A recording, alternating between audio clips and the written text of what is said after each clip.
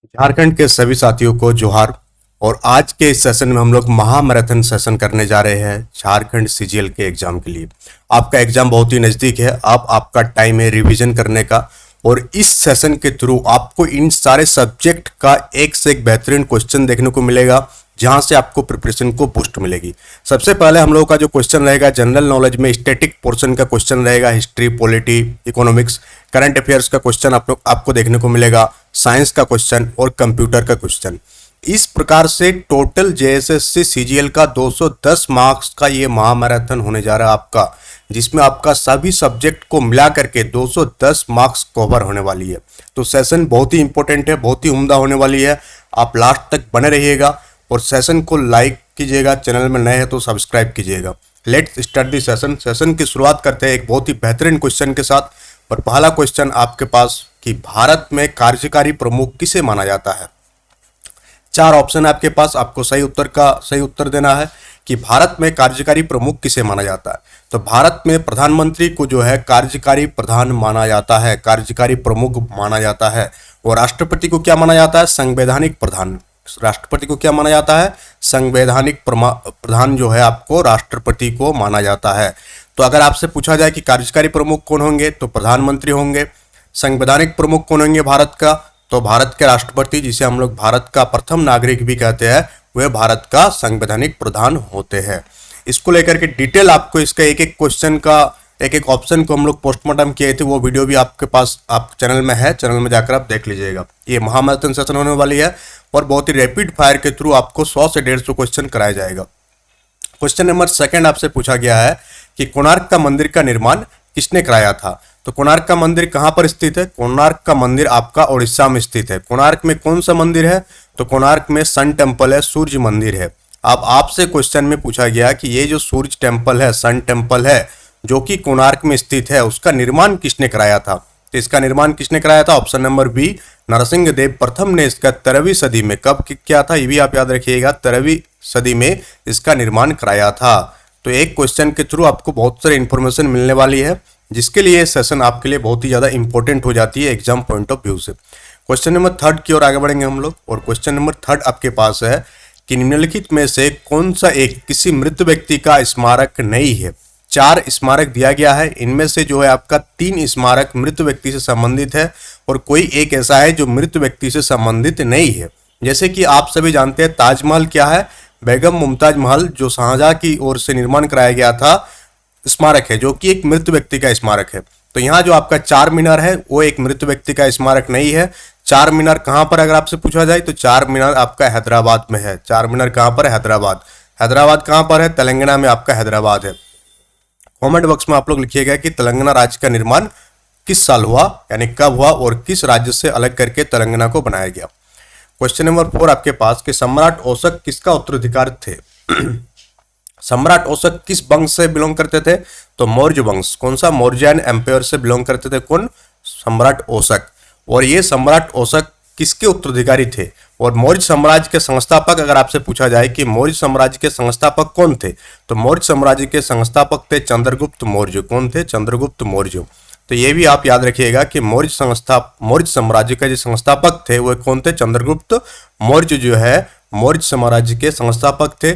चंद्रगुप्त मौर्य का बेटा हुआ बिंदुसार, क्या नाम है उनका, बिंदुसार, क्या नाम है, बिंदुसार। और बिंदुसार का बेटा हुआ कौन, सम्राट अशोक।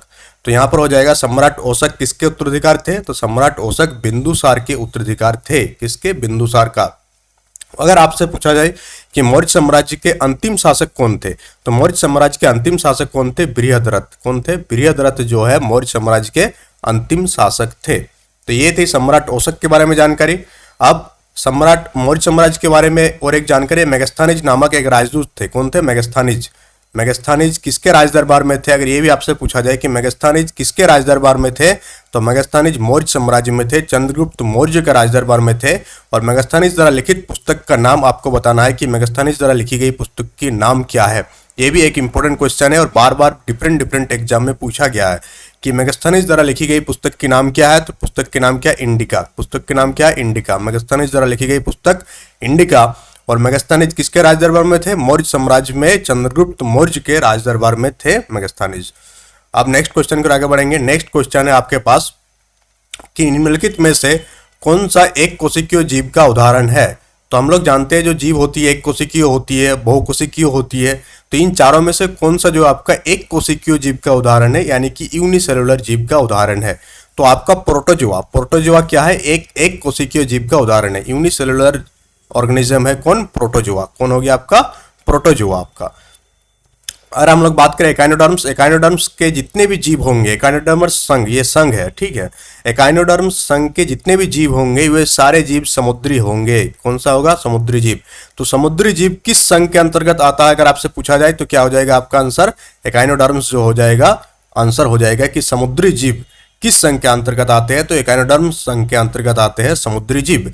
और यहाँ पर आपसे पूछा गया था कि निम्नलिखित में से कौन सा एक कोशिकीय जीव का उदाहरण है। तो प्रोटोजोआ जो है आपके पास एक कोशिकीय जीव का उदाहरण है। अब नेक्स्ट क्वेश्चन की ओर आगे बढ़ेंगे हम लोग। सेशन में अगर मजा आ रहा है तो सेशन को लाइक कीजिएगा, ज़्यादा से ज़्यादा लोगों तक शेयर कीजिएगा। आपका एग्जाम बहुत ही नज़दीक है। अब आपको क्या है, पूरा का पूरा रिवीजन मोड में आ जाना है, रिवीजन करते रहना है।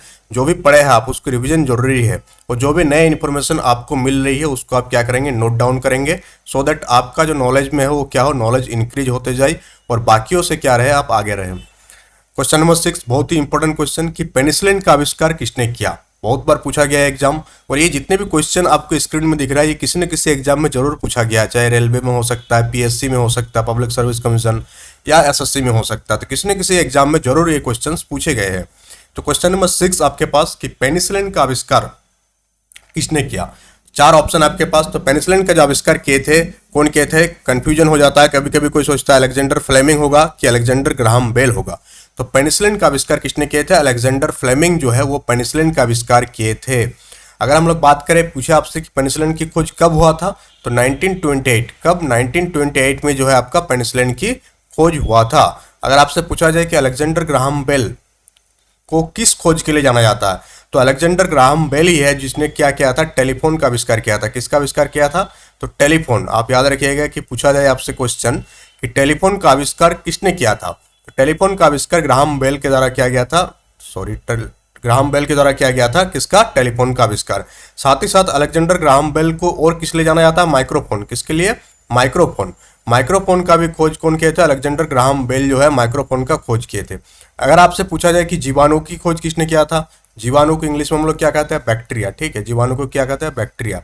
अगर आपसे पूछा जाए कि जीवाणु की खोज किसने किया था, तो बैक्टीरिया यानी कि जीवाणु का खोज कौन किए थे, ल्यूवेनहॉक। कौन किए थे, ल्यूवेनहॉक जो है वो जीवाणु का खोज किए थे, ल्यूवेनहॉक।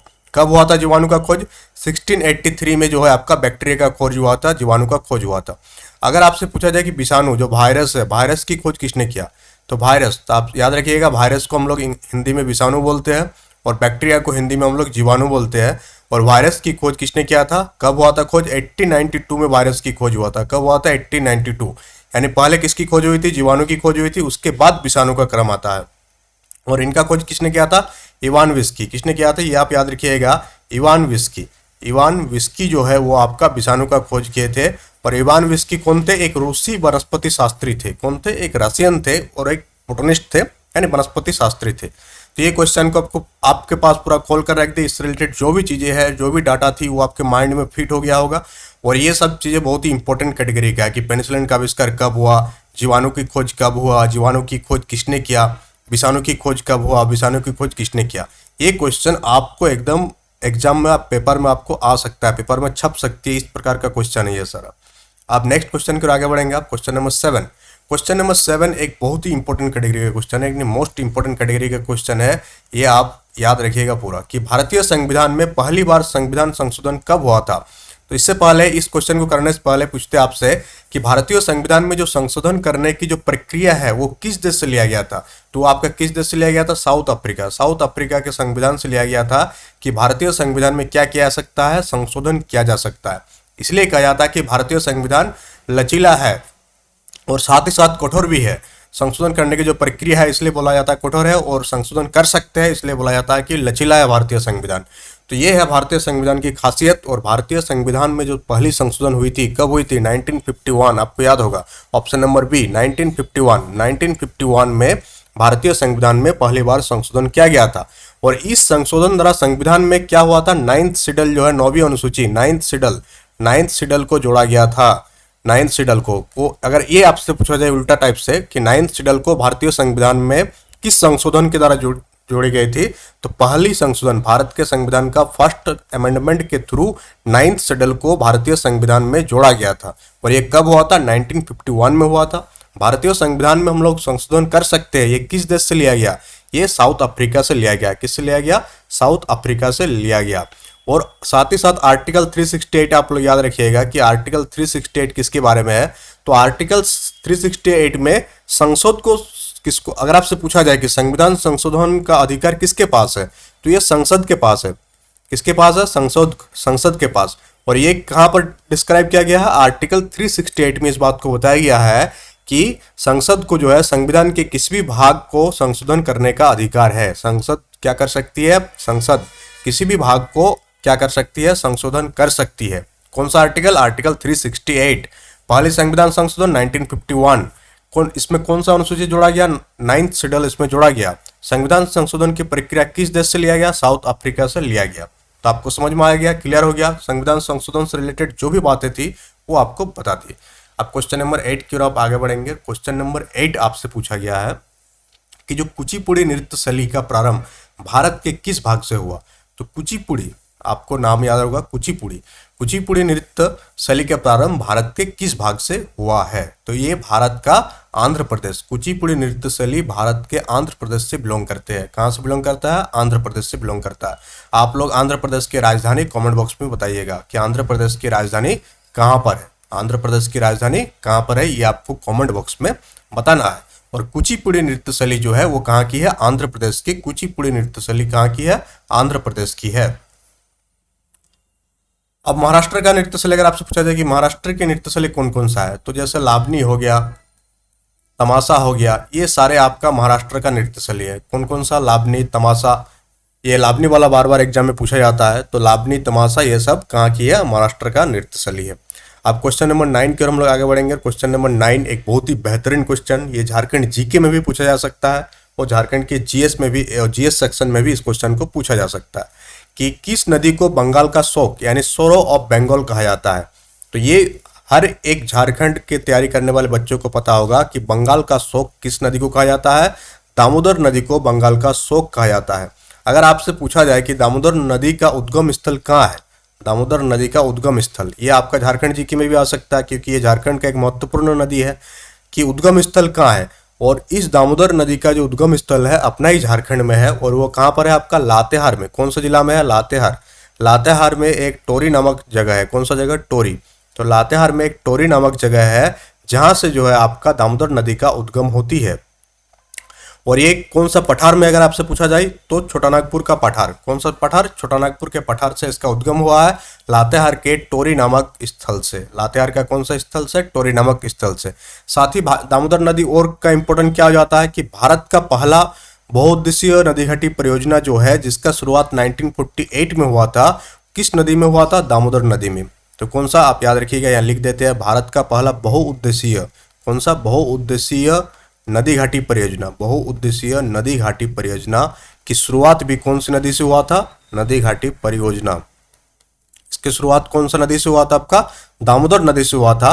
और कब हुआ था? 1948। इसलिए दामोदर नदी आपका बहुत ही ज्यादा इंपॉर्टेंट हो जाती है। अब ब्रह्मपुत्र के बारे में हम लोग बात कर लेते हैं थोड़ा सा। तो ब्रह्मपुत्र नदी का उद्गम स्थल अगर आपसे पूछा जाए कि ब्रह्मपुत्र नदी का उद्गम स्थल कहाँ पर है, तो ब्रह्मपुत्र नदी का उद्गम स्थल आपका मानसरोवर झील है। कौन सा है? मानसरोवर झील। मानसरोवर झील कहाँ पर है? ये तिब्बत में है। कहाँ पर है ये? तिब्बत में। और साथ ही अगर आपसे ये एक क्वेश्चन पूछा जाए कि विश्व का सबसे बड़ा नदी द्वीप कहाँ पर है, तो विश्व का सबसे बड़ा नदी द्वीप, विश्व का अगर ये आपसे पूछ दिया जाए कि विश्व का सबसे बड़ा नदी द्वीप कहाँ पर है, तो ये माजुली में है। कहाँ पर है? माजुली। और माजुली कहाँ पर है? असम में है। माजुली कहाँ पर है? असम में। तो विश्व का सबसे बड़ा नदी द्वीप कौन सा है? माजुली है, जो कि आपका असम में है। और साथ ही साथ ये किस नदी पर है? ब्रह्मपुत्र नदी पर। कहाँ पर है? ब्रह्मपुत्र नदी पर है। अगर आपसे पूछा जाए कि बांग्लादेश में ब्रह्मपुत्र को किस नाम से जाना जाता है, तो बांग्लादेश में ब्रह्मपुत्र को जमुना के नाम से जाना जाता है। किस नाम से जाना जाता है? जमुना। बांग्लादेश में ब्रह्मपुत्र को जमुना नदी के नाम से जाना जाता है। और अगर आपसे पूछा जाए कि असम में इस नदी को किस नाम से जाना जाता है? ब्रह्मपुत्र को असम में। जमुना कहाँ? बांग्लादेश।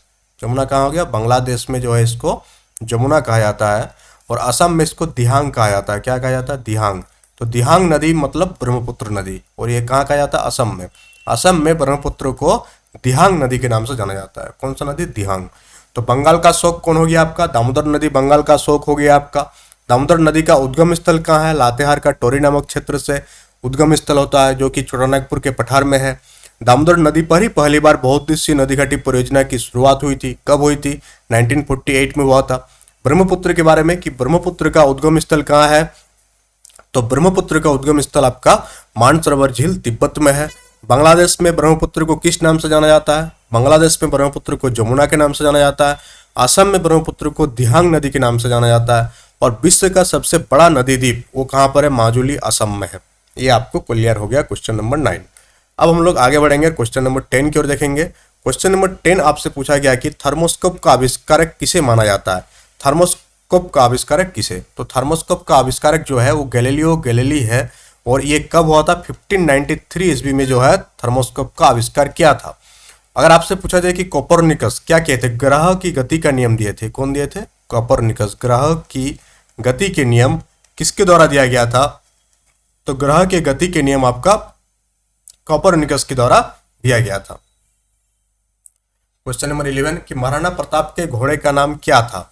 महाराणा प्रताप कहाँ के शासक थे? अगर आपसे पूछा जाए कि महाराणा प्रताप कहाँ के शासक थे, तो महाराणा प्रताप आपका मेवाड़ के शासक थे। अगर ये आपसे पूछा जाए कि महाराणा प्रताप कहाँ के शासक थे, तो महाराणा प्रताप आपका सबसे पहली बात कि मेवाड़ के शासक थे। महाराणा प्रताप के टाइम में एक बहुत ही इंपॉर्टेंट वार लड़ी गई थी, और उसे बोला जाता है हल्दी घाटी का युद्ध। क्या बोला जाता है? हल्दी घाटी का युद्ध। अगर आपसे पूछा जाए कि हल्दी घाटी का जो वार हुआ था वो कब हुआ था, हल्दी घाटी का युद्ध कब हुआ था, तो हल्दी घाटी का युद्ध आपका 1576 ईस्वी में हुआ था। कब हुआ था? 1576। हल्दी घाटी के युद्ध किसके किसके बीच लड़ा गया था? अगर आपसे पूछा जाए तो ये महाराणा प्रताप, महाराणा प्रताप, ये आपका महाराणा प्रताप और अकबर के बीच लड़ा गया था। किसके बीच? महाराणा प्रताप और अकबर के बीच लड़ा गया था। और महाराणा प्रताप जिस घोड़े से इस युद्ध को लड़े थे, उस घोड़े का नाम आपसे पूछा गया है, और उस घोड़े का नाम क्या है? चेतक। घोड़े का नाम क्या है? चेतक। आप इसका कहानी हिंदी में पढ़े होंगे। महाराणा प्रताप और अकबर के बीच 1576 एडी में हल्दी घाटी का युद्ध होता है, और जिसमें महाराणा प्रताप की हार हो जाती है। और महाराणा प्रताप कहाँ के शासक थे? मेवाड़ के शासक थे आपका महाराणा प्रताप। अब हम लोग आगे बढ़ेंगे, नेक्स्ट क्वेश्चन की ओर देखेंगे। नेक्स्ट क्वेश्चन आपसे पूछा गया है कि कर्णम मल्लेश्वरी किस खेल से संबंधित है? तो कर्णम मल्लेश्वरी जो है आपका वेट लिफ्टिंग से संबंधित है। किससे संबंधित है? भार उठाना जो खेल है उससे आपका कर्णम मल्लेश्वरी संबंधित है। कर्णम मल्लेश्वरी को ओलंपिक में जो है एक पदक मिला था, और ये पहली भारतीय महिला है। इसलिए इंपॉर्टेंट हो जाती है क्योंकि ओलंपिक में पदक पाने वाली पहली भारतीय महिला कौन है? और ये भी आपसे पूछा जाता तो उसका आंसर क्या आ जाएगा? कर्णम मल्लेश्वरी, पहली भारतीय महिला, पहली भारतीय महिला जिसको ओलंपिक में पदक मिला था। ओलंपिक में क्या मिला था? पदक। तो अगर आपसे ये भी पूछा जाए कि पहली भारतीय महिला जिससे ओलंपिक में पदक मिला था, तो उसका आंसर हो जाएगा आपका कर्णम मल्लेश्वरी। और अगर ये पूछा जाए आपसे कि कर्णम मल्लेश्वरी किस खेल से संबंधित है, तो कर्णम मल्लेश्वरी जो है आपका भार उठाना यानी कि वेट लिफ्टिंग से संबंधित है। तो ये आपका क्वेश्चन नंबर 12 भी क्लियर हो गया। अब हम लोग आगे बढ़ेंगे, क्वेश्चन नंबर 13 को देखेंगे। क्वेश्चन नंबर 13 आपसे पूछा गया है कि रोलेक्ट एक्ट को किस वर्ष पारित किया गया? रोलेक्ट एक्ट को क्या बोला जाता था? बिना वकील बिना दलील वाला जो कानून है, बिना दलील बिना अपील वाला, और रोलेक्ट एक्ट को काला कानून भी कहा गया है। इसका किस वर्ष पारित किया गया? तो ये रोलेक्ट एक्ट आपका पारित हुआ था कब? 1919 में रोलेक्ट एक्ट को पारित किया गया था। रोलेक्ट एक्ट को पारित करने के टाइम कौन था वाइसराय? तो लॉर्ड चेम्सफोर्ड। आप याद रखिएगा, लॉर्ड चेम्सफोर्ड। कौन थे? लॉर्ड चेम्सफोर्ड के शासनकाल में जो है ये इसको लॉर्ड चेम्सफोर्ड के टाइम में रोलेक्ट एक्ट को लगाया गया था। और इसके अनुसार क्या होता है? कोई भी डाउटफुल व्यक्ति को, कोई भी संदेहास्पद व्यक्ति को बिना मुकदमा चलाए आप गिरफ्तार कर सकते थे, ये कानून में बताया गया था।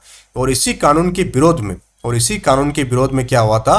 13 अप्रैल 1919 को पंजाब के अमृतसर में एक जगह है जिसका नाम है जालियांवाला बाग।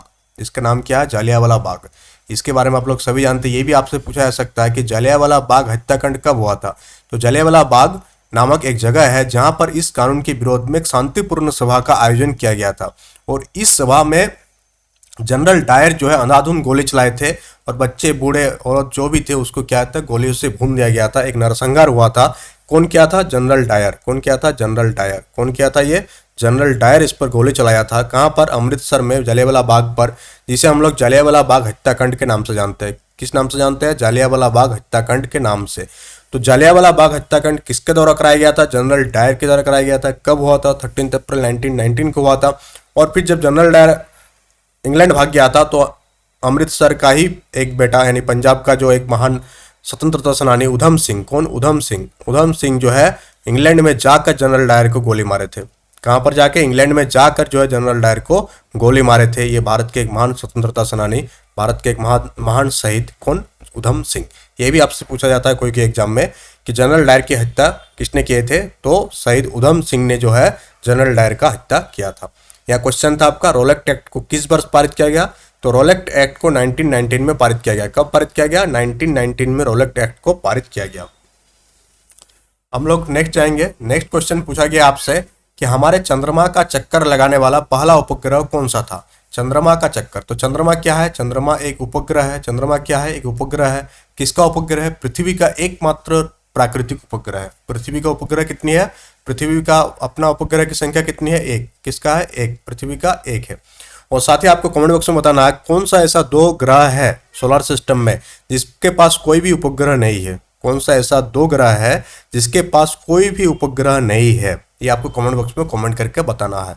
और चंद्रमा का चक्कर लगाने वाला पहला उपग्रह आपसे पूछा गया, तो चंद्रमा को चक्कर लगाने वाला पहला उपग्रह आपका हो जाएगा लूना 10। कौन सा हो जाएगा? लूना 10।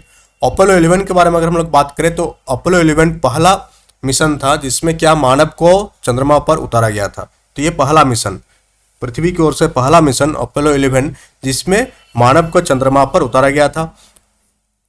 अब नेक्स्ट क्वेश्चन को आगे बढ़ेंगे हम लोग। क्वेश्चन नंबर 15, किस बॉक्सर को, ऐसे कौन से बॉक्सर है जिसको द रियल डील उपनाम से जाना जाता है? चार ऑप्शन आपके पास। तो रियल डील उपनाम से किसको जाना जाता है? आपका इवेंडर होलीफील्ड को जो है रियल डील उपनाम से जाना जाता है। क्वेश्चन नंबर 16 की कौन सी दो टीमों ने पहला आधिकारिक अंतरराष्ट्रीय क्रिकेट मैच खेला? तो आधिकारिक अंतरराष्ट्रीय क्रिकेट मैच इंग्लैंड और ऑस्ट्रेलिया के बीच खेला गया था। पहला आधिकारिक, पहला ऑफिशियल इंटरनेशनल क्रिकेट मैच किसके किसके बीच हुआ था? इंग्लैंड और ऑस्ट्रेलिया के बीच हुआ था। कौन सी दो टीम थी उसमें? इंग्लैंड और ऑस्ट्रेलिया, इन दोनों के बीच पहला ऑफिशियल इंटरनेशनल क्रिकेट मैच खेला गया था। क्वेश्चन नंबर 17 की पाकिस्तान में थार रेगिस्तान से जुड़े रेगिस्तान को क्या कहा जाता है? हम लोग क्या जानते हैं कि जो थार रेगिस्तान है ये भारत और पाकिस्तान के क्षेत्र में विस्तृत है। भारत और पाकिस्तान दोनों में है। भारत में भी थार रेगिस्तान है और पाकिस्तान में भी थार रेगिस्तान है। तो भारत पाक में ये थार रेगिस्तान क्या है? विस्तारित है।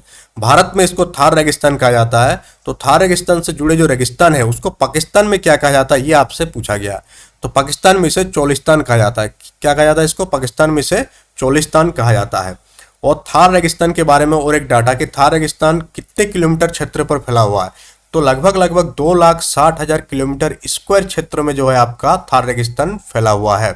और अगर आपसे पूछा जाए कि थार रेगिस्तान में जाकर कौन सा नदी जाकर लुप्त हो जाती है, तो लूनी नदी, राजस्थान का लूनी नदी जो है थार रेगिस्तान में जाकर क्या हो जाती है? लुप्त हो जाती है। कहाँ पर जाके? थार रेगिस्तान में जाकर ये नदी लुप्त हो जाती है। ये भी क्वेश्चन बहुत सारे एग्जाम में पूछा गया है कि ऐसा कौन सा नदी है भारत का जो थार रेगिस्तान में जाकर लुप्त हो जाती है? तो आपका लूनी नदी जो है राजस्थान थार रेगिस्तान में जाकर के ये लुप्त हो जाती है। अगर हम लोग बोले कि विश्व का सबसे बड़ा रेगिस्तान कौन सा है, तो विश्व का सबसे बड़ा रेगिस्तान कौन है? तो विश्व का सबसे बड़ा रेगिस्तान है सहारा रेगिस्तान। सहारा मरुस्थल विश्व का सबसे बड़ा मरुस्थल है। जो कहाँ पर है? अगर आपसे पूछा जाए कि सहारा मरुस्थल कहाँ पर है, तो सहारा मरुस्थल आपका कहाँ पर हो जाएगा? विश्व का सबसे बड़ा मरुस्थल हो जाएगा। कौन सा हो जाएगा? आपका सहारा मरुस्थल विश्व का सबसे बड़ा रेगिस्तान हो जाएगा, जो आपका उत्तरी अफ्रीका में। कहाँ पर है? आपका उत्तरी अफ्रीका। इसका आंसर क्या हो जाएगा? उत्तरी अफ्रीका। विश्व का सबसे बड़ा मरुस्थल सहारा मरुस्थल, जो कहाँ पर है? आपका उत्तरी अफ्रीका में विश्व का सबसे बड़ा मरुस्थल है। अगर आपसे पूछा जाए कि गोबी का मरुस्थल कहाँ है, तो चाइना और मंगोलिया के विस्तृत क्षेत्र में, चाइना और मंगोलिया के क्षेत्र में कौन सा मरुस्थल है? गोबी का मरुस्थल है आपका चाइना और मंगोलिया के बीच। तो गोबी का मरुस्थल। ठीक है, ये क्लियर हो गया। अब क्वेश्चन नंबर 18 आपसे पूछा गया है कि प्राचीन काल के जानवरों यानी एंशिएंट टाइम के जो भी एनिमल्स है प्लांट्स पौधों और कोई भी अन्य जीवों के संरक्षित अवशेष या चिन्ह के अध्ययन का विज्ञान क्या कहलाता है? तो इसे हम लोग क्या कहते हैं? जीवाश्म विज्ञान कहते हैं। अगर हम लोग प्राचीन काल के किसी जानवर, पौधा या कोई भी जीव के संरक्षित अवशेष या चिन्हों का अध्ययन करते हैं तो उसे हम लोग जीवाश्म विज्ञान कहते हैं, और इंग्लिश में इसे पैलियोंटोलॉजी कहते हैं। ये भी आप याद रखिएगा। आर्कियोलॉजी को क्या कहते हैं? पुरातत्व विज्ञान। एंथ्रोपोलॉजी को हिंदी में क्या कहते हैं? नृविज्ञान। फार्माकोलॉजी को हम लोग क्या कहते हैं? औषध विज्ञान। तो प्राचीन काल के जीव अवशेषों का जो हम लोग अध्ययन करते हैं वो हम लोग जीवाश्म विज्ञान के अंतर्गत अध्ययन करते हैं।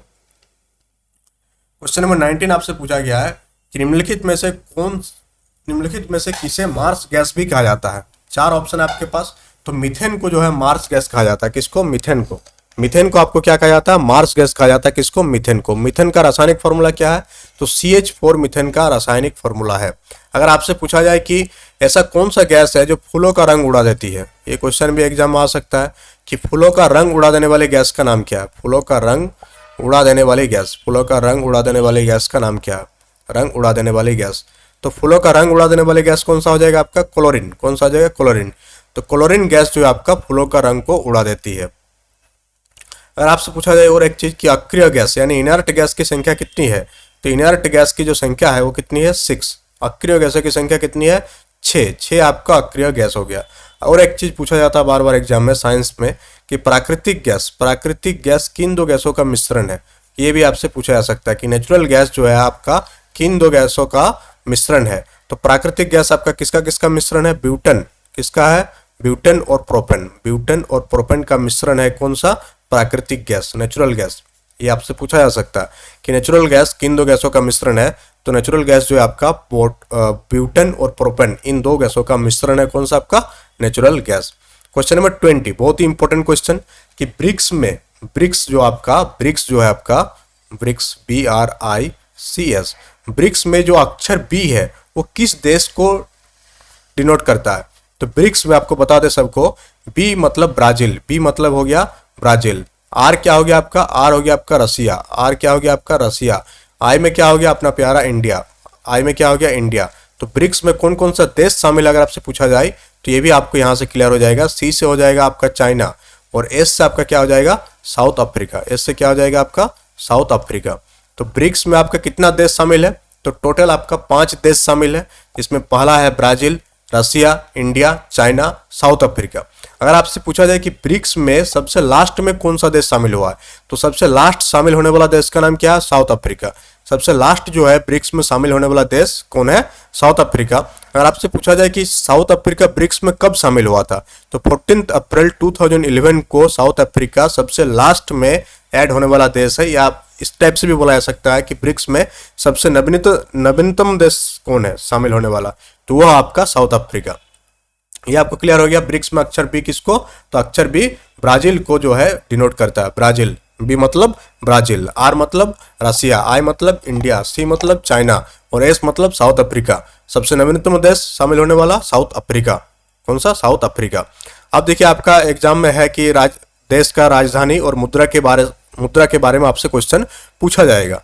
तो यहाँ पूछा गया कि साइप्रस की राजधानी कौन सी है? साइप्रस एक देश है, उसका राजधानी आपसे पूछा गया। तो साइप्रस की जो राजधानी है वो कहाँ है? निकोसिया। साइप्रस की राजधानी आपका हो गया निकोसिया। अगर आपसे पूछा जाए कि साइप्रस की मुद्रा कौन सी है, साइप्रस की मुद्रा क्या है, तो साइप्रस की जो मुद्रा है वो है आपका पाउंड।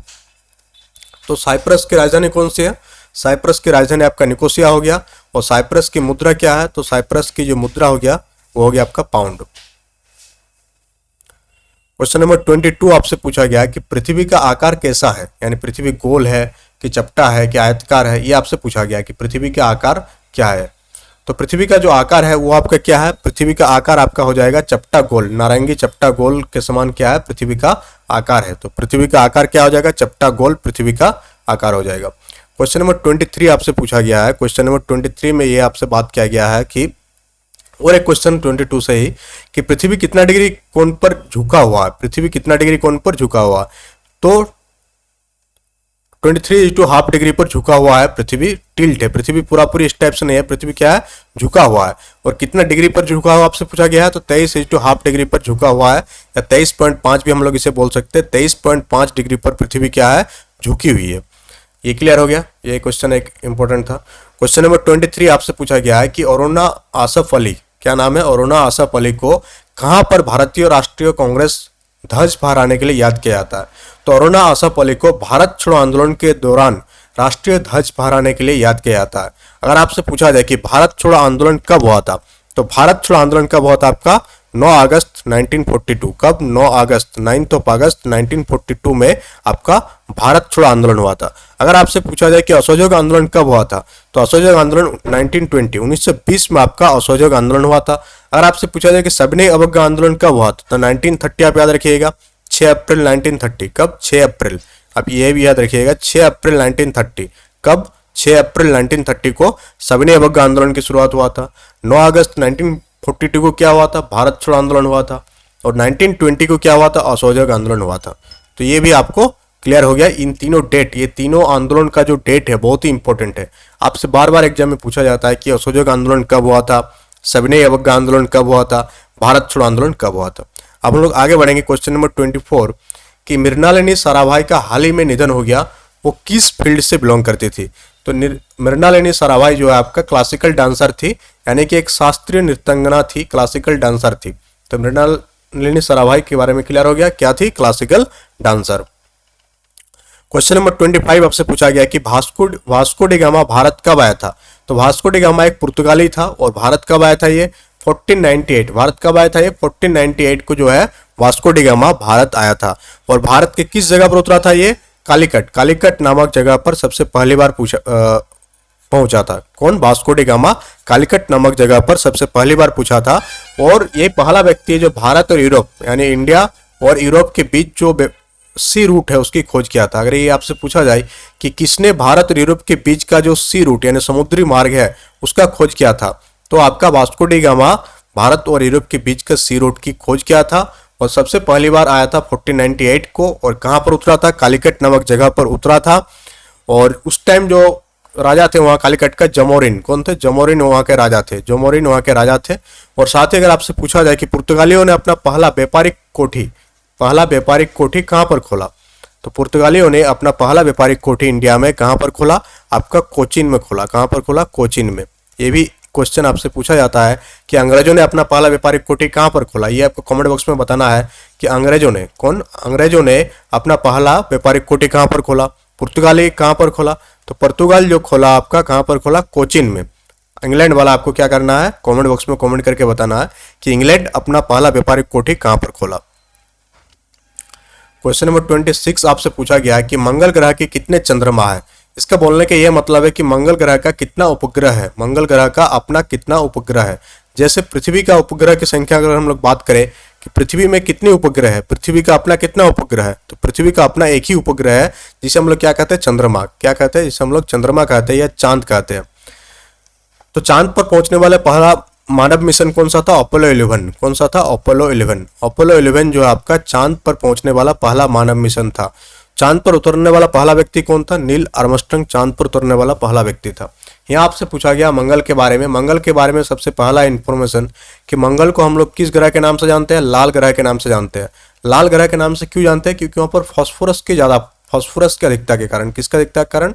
फास्फोरस की अधिकता के कारण मंगल को लाल ग्रह कहते हैं। मंगल लाल दिखता है इसलिए मंगल को लाल ग्रह कहते हैं। अगर आपसे पूछा जाए कि मंगल लाल क्यों दिखता है, तो फास्फोरस की अधिकता के कारण मंगल जो है आपका लाल दिखता है। अगर हम लोग बात करें मंगल जो है सूरज की परिक्रमा कितना दिन में लगाता है, तो 687 डेज लगाता है। जैसे पृथ्वी कितना दिन लगाता है, तो पृथ्वी 365 डेज लगभग 365 दिन पृथ्वी लगाता है सूरज का एक चक्कर। मंगल कितना दिन में लगाता है? 687, लगभग पृथ्वी का डबल। यानी कि मंगल में अगर आप 2 साल रह के आएंगे, पृथ्वी में अगर आप 2 साल रहेंगे तो मंगल में आपका 1 साल होगा। मंगल में कितना होगा आपका? 1 साल होगा। लगभग इसका डबल है।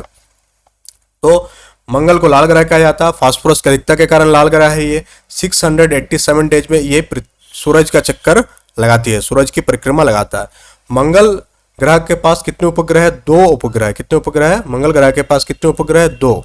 दोनों उपग्रह के नाम अगर आपसे पूछा जाए कि मंगल के पास जो 2 उपग्रह है उसका नाम क्या है, तो उसका नाम आपका, उसका कलर चेंज कर देते हैं, इसका नाम आपका क्या क्या हो जाएगा? मंगल के पास जो 2 उपग्रह है उसका नाम है फोबस। क्या नाम है? फोबस पहला है फोबस और दूसरा आपके पास क्या हो गया, डीमोस। फोबस और डीमोस। तो मंगल के पास कितने उपग्रह हैं, 2 उपग्रह है, जिसका नाम क्या है, फोबस और डीमोस। कितना दिन में चक्कर लगाता है, 687 डेज में चक्कर लगाता है। लाल ग्रह इसको कहा जाता है।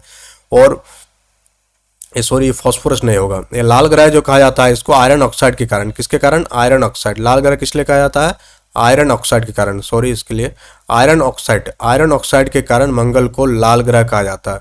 आयरन ऑक्साइड के कारण मंगल को क्या कहा जाता है, लाल ग्रह कहा जाता है। किसके कारण, आयरन ऑक्साइड के कारण मंगल को लाल ग्रह कहा जाता है। इससे पहले के जो स्लाइड था उसमें आपसे पूछे थे कि ऐसे कौन से 2 ग्रह है जिसके पास कोई भी उपग्रह नहीं है। तो बुध और शुक्र। कौन सा है, बुध और शुक्र जो है, बुध एंड शुक्र ग्रह जो है आपका, बुध एंड शुक्र ग्रह ऐसा 2 ग्रह है जिसके पास कोई भी उपग्रह नहीं है। दोनों के पास कोई भी उपग्रह नहीं, उपग्रह की संख्या 0। अगर आपसे पूछा जाए कि कौन सी 2 ग्रह ऐसा है सोलर सिस्टम में जिसके पास कोई भी उपग्रह नहीं है, तो बुध और शुक्र ग्रह के पास कोई भी उपग्रह आपके पास नहीं है। अगर आपसे पूछा जाए कि सबसे अधिक उपग्रह, सबसे अधिक उपग्रह किसके पास है, तो सबसे अधिक उपग्रह, अगर आपसे पूछा जाए ये क्वेश्चन कि सबसे अधिक उपग्रह किस ग्रह के पास है, तो सबसे अधिक उपग्रह जो है आपका 79 उपग्रह किसके पास है, बृहस्पति। किसके पास है, बृहस्पति ग्रह के पास सबसे ज्यादा उपग्रह है, जिसकी संख्या है 79। और सबसे बड़ा ग्रह कौन सा है, वो आपका बृहस्पति हो गया सबसे बड़ा ग्रह। तो ये आपका क्वेश्चन नंबर 26 आपका पूरा क्लियर हो गया। आपको एक एक चीज समझ में आ गया होगा कि मंगल को लाल ग्रह के नाम से जाना जाता है। मंगल को लाल ग्रह क्यों कहा जाता है, मंगल को लाल ग्रह कहा जाता है आयरन ऑक्साइड की अधिकता के कारण मंगल को क्या कहा जाता है, लाल ग्रह कहा जाता है। और साथ ही मंगल कितना दिन में सूरज की एक चक्कर पूरा करती है, तो 687 डेज में ये सूरज का एक चक्कर पूरा करती है। मंगल के पास उपग्रह की संख्या कितनी है, तो मंगल के पास उपग्रह की संख्या 2 है। दोनों का नाम क्या है, फोबस और डीमोस दोनों का नाम है। पृथ्वी के पास मात्र एक उपग्रह है जिसका नाम है चंद्रमा। और पहला मानव मिशन चंद्रमा पर भेजी जाने वाली अपोलो 11 किसके द्वारा भेजी गई थी, अगर आपसे ये पूछा जाए, नासा के द्वारा। किसके द्वारा, नासा। पृथ्वी अपना एक चक्कर कितना दिन में पूरा करती है, 365 डेज में पृथ्वी अपना एक चक्कर पूरा करती है। कौन सा 2 ग्रह है जिसके पास कोई भी उपग्रह नहीं है, तो बुध एवं शुक्र ऐसा 2 ग्रह है जिसके पास कोई भी उपग्रह नहीं है। और सबसे अधिक उपग्रह वाला ग्रह कौन सा है, तो सबसे अधिक उपग्रह वाला ग्रह कौन सा आपके पास, 79 के साथ कौन है आपके पास, बृहस्पति। कौन है आपके पास, बृहस्पति ग्रह के पास सबसे ज्यादा उपग्रह है। नेक्स्ट क्वेश्चन के हम लोग आगे बढ़ेंगे। क्वेश्चन नंबर 27 आपसे पूछा जा रहा है कि लोकसभा कौन सा, 2 प्रकार का जो चुनाव होती है भारत में, एक लोकसभा एक विधानसभा। तो लोकसभा 2014 का जो चुनाव हुआ था, कौन सा पूछा गया आपसे, 2014 वाला पूछा गया कि 2014 का जो चुनाव हुआ था लोकसभा का, वो कौन सा क्रम का था, कौन सा क्रम का था, ये आपसे पूछा गया है। तो 2014 में जो लोकसभा का जो एडिशन था, कौन सा एडिशन था, 16th एडिशन। कौन सा, 2014 का जो लोकसभा एडिशन था वो 16th एडिशन था, 16वां एडिशन था। फिर 2014 के बाद कब हुआ, 2019, 5 साल बाद, वो कौन सा एडिशन था, वो 17th एडिशन। कौन सा, 17th लोकसभा चुनाव का 17th एडिशन। और फिर अब होने वाली है कब, 2024 में होने वाली है, तो कौन सा एडिशन हो जाएगा, वो 18th एडिशन हो जाएगा। तो ये तीनों आपको क्लियर हो गया लोकसभा चुनाव के बारे में। अब अगर हम लोग बात करें कि कौन सा लोकसभा चुनाव में पहली बार नोटा का ऑप्शन लागू किया गया था, किसका ऑप्शन, नोटा का ऑप्शन। नोटा का बटन पहले नहीं दिया रहता था, बट कौन सा लोकसभा चुनाव से नोटा का बटन को एनेबल किया गया, नोटा के बटन को एक्टिवेट किया गया, तो 16th लोकसभा चुनाव से। कब से, 16th लोकसभा चुनाव से ही, यानी कि 2014 वाला जो चुनाव हुआ था उस टाइम से नोटा का जो बटन है उसको दिया गया। किसको दिया गया, नोटा का बटन दिया गया था। अगर आपसे पूछा जाए कि जो 16th लोकसभा चुनाव हुआ था उसमें कौन सा पार्टी बहुमत प्राप्त किया था, तो वो एनडीए, यानी कि बीजेपी वाला जो एलियंस है वो एनडीए पार्टी जो है क्या किया था, बहुमत प्राप्त किया था। क्वेश्चन नंबर 28 के हम लोग आगे बढ़ेंगे। क्वेश्चन नंबर 28 आपसे पूछा गया है कि दामुला का स्वर्ण मंदिर, कहाँ का, दामुला का स्वर्ण मंदिर, सन टेम्पल कहाँ पर पाया जाता है, दामुला का स्वर्ण मंदिर कहाँ पर पाया जाता है। तो अगर हम लोग बात करें कि दामुला का स्वर्ण मंदिर कहाँ पर स्थित है, तो दामुला का स्वर्ण मंदिर आपका श्रीलंका पर स्थित है। और श्रीलंका की राजधानी कहाँ है, तो बहुत कोई आंसर देगा कोलंबो। कहाँ, बहुत कोई क्या देगा, कोलंबो। जबकि अब श्रीलंका की राजधानी परिवर्तन हो गया, श्रीलंका की राजधानी चेंज हो गया। तो ये आपको कमेंट बॉक्स में बताना है कि श्रीलंका की राजधानी कहाँ पर बनी है, नया राजधानी कौन सी है। कोलंबो अब श्रीलंका की राजधानी नहीं रही। दामुला सन टेम्पल कहाँ पर है, दामुला सन टेम्पल आपका श्रीलंका में है। और अपना सन टेम्पल जो कोणार्क का सन टेम्पल है वो कहाँ पर है, अपना इंडिया में है, जो कि उड़ीसा में है। पहले ही हम लोग बात करें, पहला सेकंड नंबर क्वेश्चन, हाँ सेकंड नंबर क्वेश्चन था जो हम लोग बात किए। अब कुछ कुछ बिल्डिंग के नाम हम लोग बात करेंगे, जैसे ओपेरा हाउस। अगर आपसे पूछा जाए कि ओपेरा हाउस कहाँ पर है, ये भी एग्जाम में, बहुत सारे एग्जाम में ये हॉट टॉपिक रहता है कि ओपेरा हाउस कौन सा देश में है, तो ओपेरा हाउस आपका सिडनी में है। ओपेरा हाउस सिडनी में है। आपको बताना है कि सिडनी कहाँ पर है, ओपेरा हाउस कहाँ पर है, सिडनी में है।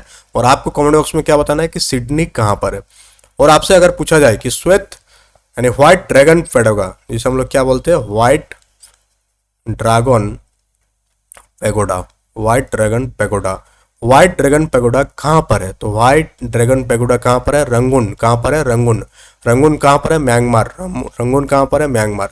तो व्हाइट ड्रैगन पैगोडा कहाँ पर है, रंगून में है। अगर आपसे पूछा जाए, ये तो आपको पता ही होगा कि झुकी हुई मीनार, कौन सा, झुकी हुई मीनार, ये तो बहुत सबको पता होगा। झुकी हुई मीनार जो है आपका, झुकी हुई मीनार कौन सा देश में है, तो झुकी हुई मीनार आपका पीसा, कहाँ पर है, पीसा इटली। कौन सा देश, पीसा के इटली शहर में, इटली के पीसा शहर में आपका झुकी हुई मीनार है। ये आपको क्लियर हो गया। अगर आपसे पूछा जाए और एक अभी के टाइम में हॉट टॉपिक हो सकता है ये कि पेंटागन जो है आपका, पेंटागन जो है आपका, पेंटागन कौन सा देश में है, तो पेंटागन अमेरिका वाशिंगटन डीसी में जो है आपका पेंटागन है। पेंटागन कहाँ पर है, वाशिंगटन डीसी में है। तो ये आपको क्लियर हो गया कि दामुला जो है आपका, दामुला का स्वर्ण मंदिर कहाँ पर स्थित है, तो दामुला का स्वर्ण मंदिर आपका श्रीलंका में स्थित है।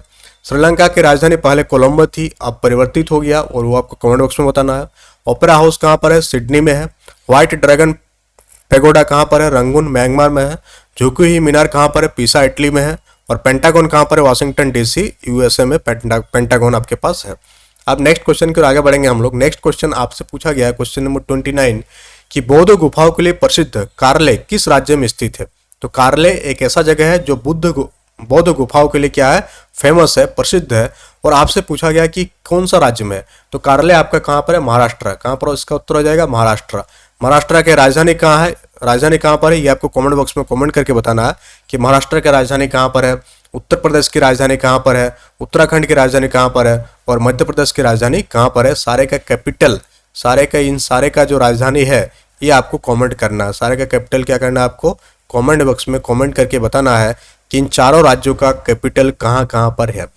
चलिए आगे बढ़ते हैं। अभी तक हम लोग क्वेश्चन नंबर 30 तक पहुंच गए हैं, और ये सेशन बहुत ही उम्दा सेशन होने जा रहे हैं। आप देख पा रहे होंगे कि कोई भी बकवास नहीं चल रहा है, जो आपका टॉपिक है उसी टॉपिक पर हम बात कर रहे हैं, ताकि आपका मैक्सिमम क्वेश्चन का रिवीजन हो सके, मैक्सिमम इन्फॉर्मेशन आपको मिले। इसके लिए जो है आपका एक ही टाइप से एक ही चीज़ों को बताया जा रहा है। अब आप बच्चे नहीं रहे कि आपको बीच बीच में हंसाना पड़े, कुदाना पड़े, अब वो सब नहीं हो सकता है। अब उसके लिए आपको और भी बहुत सारे चैनल है जो लोग खाली बकवास करते हैं, वहाँ आपको देखना होगा। बाकी अगर आपको सिर्फ और सिर्फ पढ़ाई करनी है तो आप टीचर सारथी चैनल के साथ जुड़ सकते हैं, जहाँ पर आपको क्वालिटी कंटेंट, आपको क्या मिलेगा, क्वालिटी कंटेंट। पहला प्रायोरिटी है कि आपको जो भी कंटेंट दिया जाएगा वो एग्जाम ओरिएंटेड दिया जाएगा। आपको एक एक क्वेश्चन बहुत ही बेहतरीन तरीके से एक्सप्लेनेशन के साथ समझाया जाएगा। अगर आप बीच में बोलेगा कॉमेडी करना है, ये करना है, वो करना है, तो वो थोड़ा सा मुश्किल हो जाता है मेरे लिए। बाकी आपको बीच बीच में इंटरटेनमेंट कराया जाएगा, क्योंकि आपका एग्जाम नज़दीक है, इसलिए आपको ये सारे सेशन बहुत ही स्पीड से कराया जा रहा है आपको। आप क्वेश्चन नंबर 30 बहुत ही इंपॉर्टेंट क्वेश्चन पूछा गया है कि भारत की आज़ादी की लड़ाई के दौरान करो या मरो यानी डू और डाई का नारा किसने दिया था, और ये किस आंदोलन में दिया गया था, ये भी आपको बताएंगे। तो सबसे पहले हम लोग बात करते हैं कि भारत की आज़ादी के लिए एक आंदोलन हुआ था जिसका नाम था असहयोग आंदोलन। क्या नाम था उसका, असहयोग आंदोलन, नॉन कोऑपरेशन मूवमेंट, असहयोग आंदोलन। कौन सा आंदोलन, असहयोग आंदोलन। अगर आपसे पूछा जाए कि असहयोग आंदोलन कब हुआ था, तो असहयोग आंदोलन जो है आपका हुआ था, अगर आपसे पूछा जाए कि असहयोग आंदोलन कब हुआ था, इससे पहले सेशन में हम बताए 1942 में आपका असहयोग आंदोलन हुआ था। और इसी आंदोलन में जो है डू और डाई का नारा दिया गया था। और डू और डाई का नारा किसके द्वारा दिया गया था, तो महात्मा गांधी के द्वारा जो है आपका डू और डाई का नारा दिया गया था। अगर आपसे पूछा जाए कि नेताजी सुभाष चंद्र बोस की द्वारा कौन कौन सी नारा दिया गया था, तो सबसे पहला नारा जो था नेताजी सुभाष चंद्र बोस की ओर से वो था दिल्ली चलो। कौन सा था, दिल्ली चलो। और सबसे जो क्रांतिकारियों में एक नया आगाज देने वाली जो नारा थी, कौन था, कि तुम मुझे खून दो मैं तुम्हें आज़ादी दूंगा का नारा किसके द्वारा दिया गया था, नेताजी सुभाष चंद्र बोस के द्वारा दिया गया था। जो सबसे ज़्यादा ज्वलंत यानी कि खून खोल देने वाला नारा था वो कौन था, तुम मुझे खून दो और मैं तुम्हें आज़ादी दूंगा। साथ ही साथ महात्मा गांधी की ओर से और कौन कौन सा नारा दिया गया था, जैसे महात्मा गांधी की ओर से और एक नारा दिया गया था भारत छोड़ो हे राम का नारा, ये सब सारा महात्मा गांधी के द्वारा दिया गया था। साथ ही साथ संपूर्ण क्रांति एक आता है कि संपूर्ण क्रांति के नारा किसने दिया था, संपूर्ण क्रांति के नारा किसके द्वारा दिया गया था। तो संपूर्ण क्रांति का जो नारा है वो जयप्रकाश नारायण के द्वारा दिया गया था। किसके द्वारा दिया गया था? जयप्रकाश नारायण। कौन दिए थे? जयप्रकाश नारायण की द्वारा जो है आपके पास आपको संपूर्ण क्रांति का नारा दिया गया था। बंकिम चंद्र चटर्जी ऑप्शन में नहीं है। बंकिम चंद्र चटर्जी के बारे में हम लोग बात करें अगर, तो वंदे मातरम के जो रचयिता है, वंदे मातरम जो हम लोग का राष्ट्रीय गीत है, उसके रचयिता कौन है? बंकिम चंद्र चटर्जी। और वंदे मातरम के नारा भी ऐसा माना जाता है कि बंकिम चंद्र चटर्जी के द्वारा दिया गया था। तो वंदे मातरम के नारा किसके द्वारा दिया गया था? बंकिम चंद्र चटर्जी के द्वारा दिया गया था। सारे जहां से अच्छा हिंदुस्तान हमारा किसका दिया गया था? इकबाल के द्वारा दिया गया था। ये कुछ इंपॉर्टेंट टॉपिक है, इंपॉर्टेंट नारे हैं जो आपको एग्जाम पॉइंट ऑफ व्यू से याद रखना। क्वेश्चन नंबर 31 कि हमारे आंखों में लेंस का क्या काम है। अगर हम लोग पूछे लेंस के बारे में बात करें तो लेंस दो टाइप का लेंस हो गया आपका, एक उत्तल लेंस। कौन सा लेंस हो गया? एक उत्तल लेंस, और दूसरा हो गया आपका अवतल लेंस। क्या हो गया आपका? अवतल लेंस। और हम लोगों का जो आंख है उसमें क्या है? लेंस पाया जाता है। और यही आपसे पूछा गया कि लेंस का काम क्या है। तो लेंस का जो काम है वो है आंख की फोकस दूरी को बदलना। क्या करना है? आंख की फोकस दूरी को बदलना लेंस का काम है। अगर हम लोग लेंस के बारे में बात करें, उत्तल लेंस हो गया और आपका अवतल लेंस हो गया। लेंस की ठीक है। और स्पष्ट दृष्टि जो एक क्वेश्चन बार बार पूछा जाता है एनसीईआरटी में, जिसका आंसर होता है आपका 25 सेंटीमीटर। क्या है? स्पष्ट दृष्टि का न्यूनतम दूरी। स्पष्ट दृष्टि का यानी बढ़िया से देखने के लिए जो न्यूनतम दूरी है वो कितना होनी चाहिए? स्पष्ट दृष्टि का न्यूनतम दूरी, स्पष्ट दृष्टि का न्यूनतम दूरी वो कितना है? 25 सेंटीमीटर। ये भी एग्जाम पॉइंट ऑफ व्यू से बहुत ही इंपॉर्टेंट है। अब दृष्टि दोष के बारे में हम लोग थोड़ा बात कर लेते हैं कि उत्तल लेंस का प्रयोग किस दृष्टि दोष को ठीक करने के लिए किया जाता है। क्या पूछा गया आपसे कि उत्तल लेंस का प्रयोग किस दृष्टि दोष को ठीक करने के लिए किया जाता है? तो उत्तल लेंस का प्रयोग दूरदृष्टि को ठीक करने के लिए। किसको? दूरदृष्टि दोष। कौन सा? दूरदृष्टि दोष। तो दूरदृष्टि दोष क्या होता है? जिसमें आप निकट के वस्तु को नहीं देख पाते। इसे इंग्लिश में हाइपरमेट्रोपिया कहते हैं। हाइपरमेट्रोपिया। तो हाइपरमेट्रोपिया क्या है? दूरदृष्टि दोष है, जिसमें आप क्या करते हैं? निकट के वस्तु को आप देख नहीं पाते। जस्ट उसका उल्टा होती है, इसमें आप निकट की वस्तु को क्या करते हैं? आप देख नहीं पाते। अवतल लेंस का प्रयोग किसके लिए किया जाता है? निकट दृष्टि दोष के लिए। अगर आपको निकट दृष्टि दोष हो गया है, और निकट दृष्टि दोष का मतलब हो गया आपका कि आप दूर की वस्तु को आप ठीक से देख नहीं पा रहे हैं। तो निकट दृष्टि दोष जिसे हम लोग क्या कहते हैं? मायोपिया। क्या कहते हैं? मायोपिया। तो निकट दृष्टि दोष को ठीक करने के लिए कौन सा लेंस का प्रयोग किया था? अवतल लेंस का प्रयोग किया था। दूरदृष्टि दोष अगर आपसे पूछा जाए कि हाइपरमेट्रोपिया को ठीक करने के लिए कौन सा लेंस की प्रयोग किया जाता है, तो आपका उत्तल लेंस का प्रयोग किया था। और एक क्वेश्चन पूछा जाता है कि लेंस की जो क्षमता है, लेंस की जो क्षमता है उसे हम लोग किससे मापते हैं? उसका ऐसा यूनिट क्या है? उसका ऐसा यूनिट क्या है? लेंस की क्षमता का ऐसा यूनिट अगर आपसे पूछे तो आपका क्या हो जाएगा? डायप्टर। क्या हो जाएगा आपका? डायप्टर जो है आपका, वो आपका हो जाएगा डायप्टर। डायप्टर क्या है? लेंस की क्षमता को मापने का ऐसा यूनिट को हम लोग डायप्टर कहते हैं। साथ ही साथ और एक इंपॉर्टेंट इंफॉर्मेशन की उत्तल लेंस का जो क्षमता होती है वो क्या होती है? धनात्मक होती है। उत्तल लेंस की क्षमता धनात्मक और अवतल लेंस की क्षमता ऋणात्मक होती है। क्षमता की बात करें हम लोग, उत्तल लेंस की क्षमता क्या होती है? धनात्मक होती है, और अवतल लेंस की जो क्षमता होती है वो क्या होती है? ऋणात्मक होती है। ये भी पूछा जा सकता है आपसे कि उत्तल लेंस की क्षमता क्या होती है? तो उत्तल लेंस की क्षमता पॉजिटिव होता है। अवतल लेंस की क्षमता क्या होती है? तो अवतल लेंस की क्षमता आपका नेगेटिव होता है। लेंस, उत्तल लेंस, अवतल लेंस। दूरदृष्टि दोष ठीक करने के लिए हम लोग उत्तल लेंस की प्रयोग करते हैं। निकट दृष्टि दोष को हम लोग ठीक करने के लिए हम लोग अवतल लेंस की प्रयोग करते हैं। और आंखों में लेंस का क्या काम है? तो आंख की जो फोकस दूरी है उसको बदलता है कौन? अपना लेंस। और कौन सा लेंस है आंख में? उत्तल लेंस। कौन सा लेंस है? उत्तल लेंस। अब हम लोग आगे बढ़ेंगे और आगे क्वेश्चन नंबर 32 आपसे बहुत ही इंपॉर्टेंट क्वेश्चन, बहुत ही उम्दा क्वेश्चन कि सबसे छोटा महाद्वीप कौन सा है? तो सबसे महाद्वीपों की संख्या अगर आपसे पूछा जाए कि पूरा वर्ल्ड में महाद्वीपों की संख्या कितनी है, आपको ये बताना है कमेंट बॉक्स में। टोटल वर्ल्ड में महाद्वीपों की संख्या कितनी है? सबसे बड़ा महाद्वीप कौन है? तो सबसे बड़ा महाद्वीप की अगर हम लोग बात करें तो सबसे बड़ा महाद्वीप आपका एशिया महाद्वीप सबसे बड़ा महाद्वीप है। कौन सा महाद्वीप? एशिया महाद्वीप। आपका जो अपना एशिया महाद्वीप है वो सबसे बड़ा महाद्वीप है। और अगर हम लोग बात करें सबसे छोटा महाद्वीप की, तो ऑस्ट्रेलिया जो है आपका सबसे छोटा महाद्वीप हो जाएगा। कौन? ऑस्ट्रेलिया।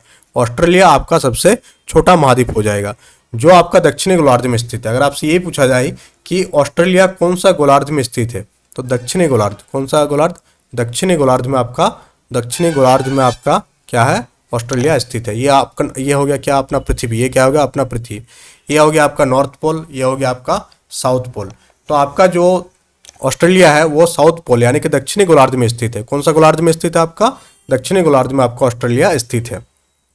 और दो तीन डाटा अगर बात करें हम लोग कि ऑस्ट्रेलिया के मूल निवासियों को क्या कहते हैं, ऑस्ट्रेलिया के मूल निवासियों को क्या कहा जाता है?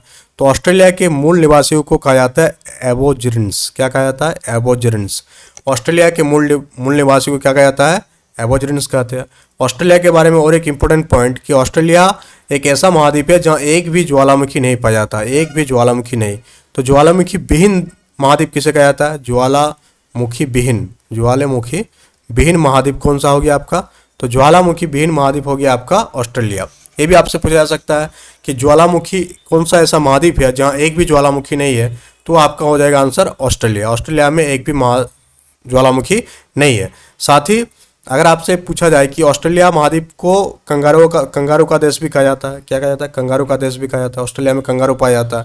तो ये कुछ इंपॉर्टेंट डाटा है जो आपका किस रिलेटेड है? आपका ऑस्ट्रेलिया से रिलेटेड है। नेक्स्ट हम लोग आगे बढ़ेंगे क्वेश्चन नंबर 33। और क्वेश्चन नंबर 33 आपसे पूछा गया है कि हैकर से क्या तात्पर्य है? तो हैकर मतलब होता है कि वो व्यक्ति जो डाटा तक जो है अनऑफिशियली पहुंच प्राप्त करने के लिए कंप्यूटर का प्रयोग करता है।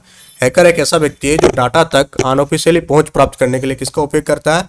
कंप्यूटर को प्रयोग किया था। अब इससे रिलेटेड कुछ दो तीन इंपॉर्टेंट क्वेश्चन आपके पास। आपसे अगर पूछा जाए कि कंप्यूटर साक्षरता दिवस, कौन सा दिवस? Computer literacy day. कंप्यूटर साक्षरता दिवस, कंप्यूटर लिटरेसी डे कब मनाया जाता है भारत में? तो कंप्यूटर लिटरेसी डे जो है आपका 2 दिसंबर को कंप्यूटर लिटरेसी डे मनाया जाता है। कब? 2 दिसंबर। कंप्यूटर लिटरेसी रेट कब? 2 दिसंबर को कंप्यूटर लिटरेसी रेट मनाया जाता है। अगर आपसे पूछा जाए कि भारत का पहला कंप्यूटराइज्ड पोस्ट ऑफिस कौन सा? भारत का पहला कंप्यूटराइज्ड पोस्ट ऑफिस, भारत का पहला कंप्यूटराइज्ड पोस्ट ऑफिस कौन सा? First computerised post office Bharat का कौन सा है? तो आपका न्यू दिल्ली। कौन सा हो जाएगा? न्यू दिल्ली। तो न्यू दिल्ली जो है आपका भारत का पहला कंप्यूटराइज्ड पोस्ट ऑफिस है। नेक्स्ट आपसे पूछा गया है कि जो टीबी है आपका, ट्यूबरक्लोसिस, इसका दिवस कब मनाया जाता है? यानी विश्व क्षय रोग दिवस कब मनाया जाता है?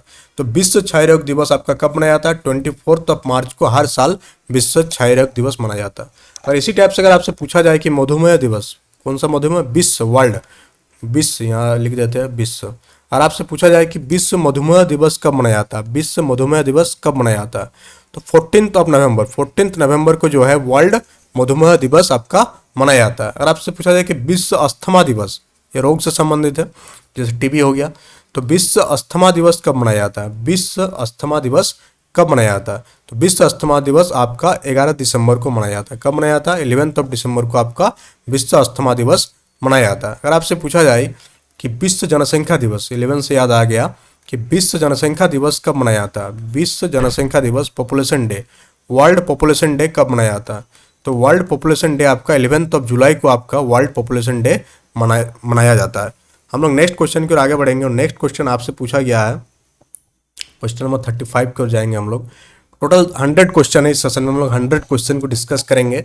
सेशन में एक से एक क्वेश्चन है, एक से एक इन्फॉर्मेशन आपको दिया जाएगा जो आपके एग्जाम पॉइंट ऑफ व्यू से बहुत ही ज़्यादा इंपॉर्टेंट होने वाली है। क्वेश्चन नंबर 35 आपके पास है कि किसी तत्व है, कोई एलिमेंट है जिसका परमाणु भार आपको क्या करना है? ज्ञात करना है। तो किसी तत्व का परमाणु भार ज्ञात करने के लिए निम्नलिखित में से किसके साथ उस तत्व के परमाणु भार की तुलना की जाती है? कोई भी तत्व का परमाणु भार ज्ञात करने के लिए हम लोग क्या करते हैं? हाइड्रोजन के साथ उसकी तुलना करते हैं। किसकी तुलना करते हैं? हाइड्रोजन के साथ तुलना करती है। और साथ ही साथ सबसे हल्की गैस, प्रथम सबसे हल्की गैस, अगर आपसे पूछा जाए सबसे हल्की गैस कौन सी है? सबसे हल्की गैस कौन सी है? सबसे हल्की गैस प्रथम सबसे हल्की गैस जो है वो कौन सी है? तो प्रथम सबसे हल्की गैस आपका हाइड्रोजन है। कौन है आपका? हाइड्रोजन। प्रथम सबसे हल्की गैस कौन सा? हाइड्रोजन। और कोई भी तत्व का परमाणु भार यानी एटॉमिक वेट, परमाणु भार यानी कि एटॉमिक वेट पता करने के लिए हम लोग जो कंपेरिजन करते हैं परमाणु भार का, किसके साथ करते हैं? हाइड्रोजन के साथ। किसके साथ करते हैं? हाइड्रोजन और हाइड्रोजन गैस दोनों में थोड़ा सा अंतर है, तो हम लोग हाइड्रोजन के साथ तुलना करते हैं। और प्रथम सबसे हल्की गैस कौन सा है? हाइड्रोजन आपका प्रथम सबसे हल्की गैस है, हाइड्रोजन गैस।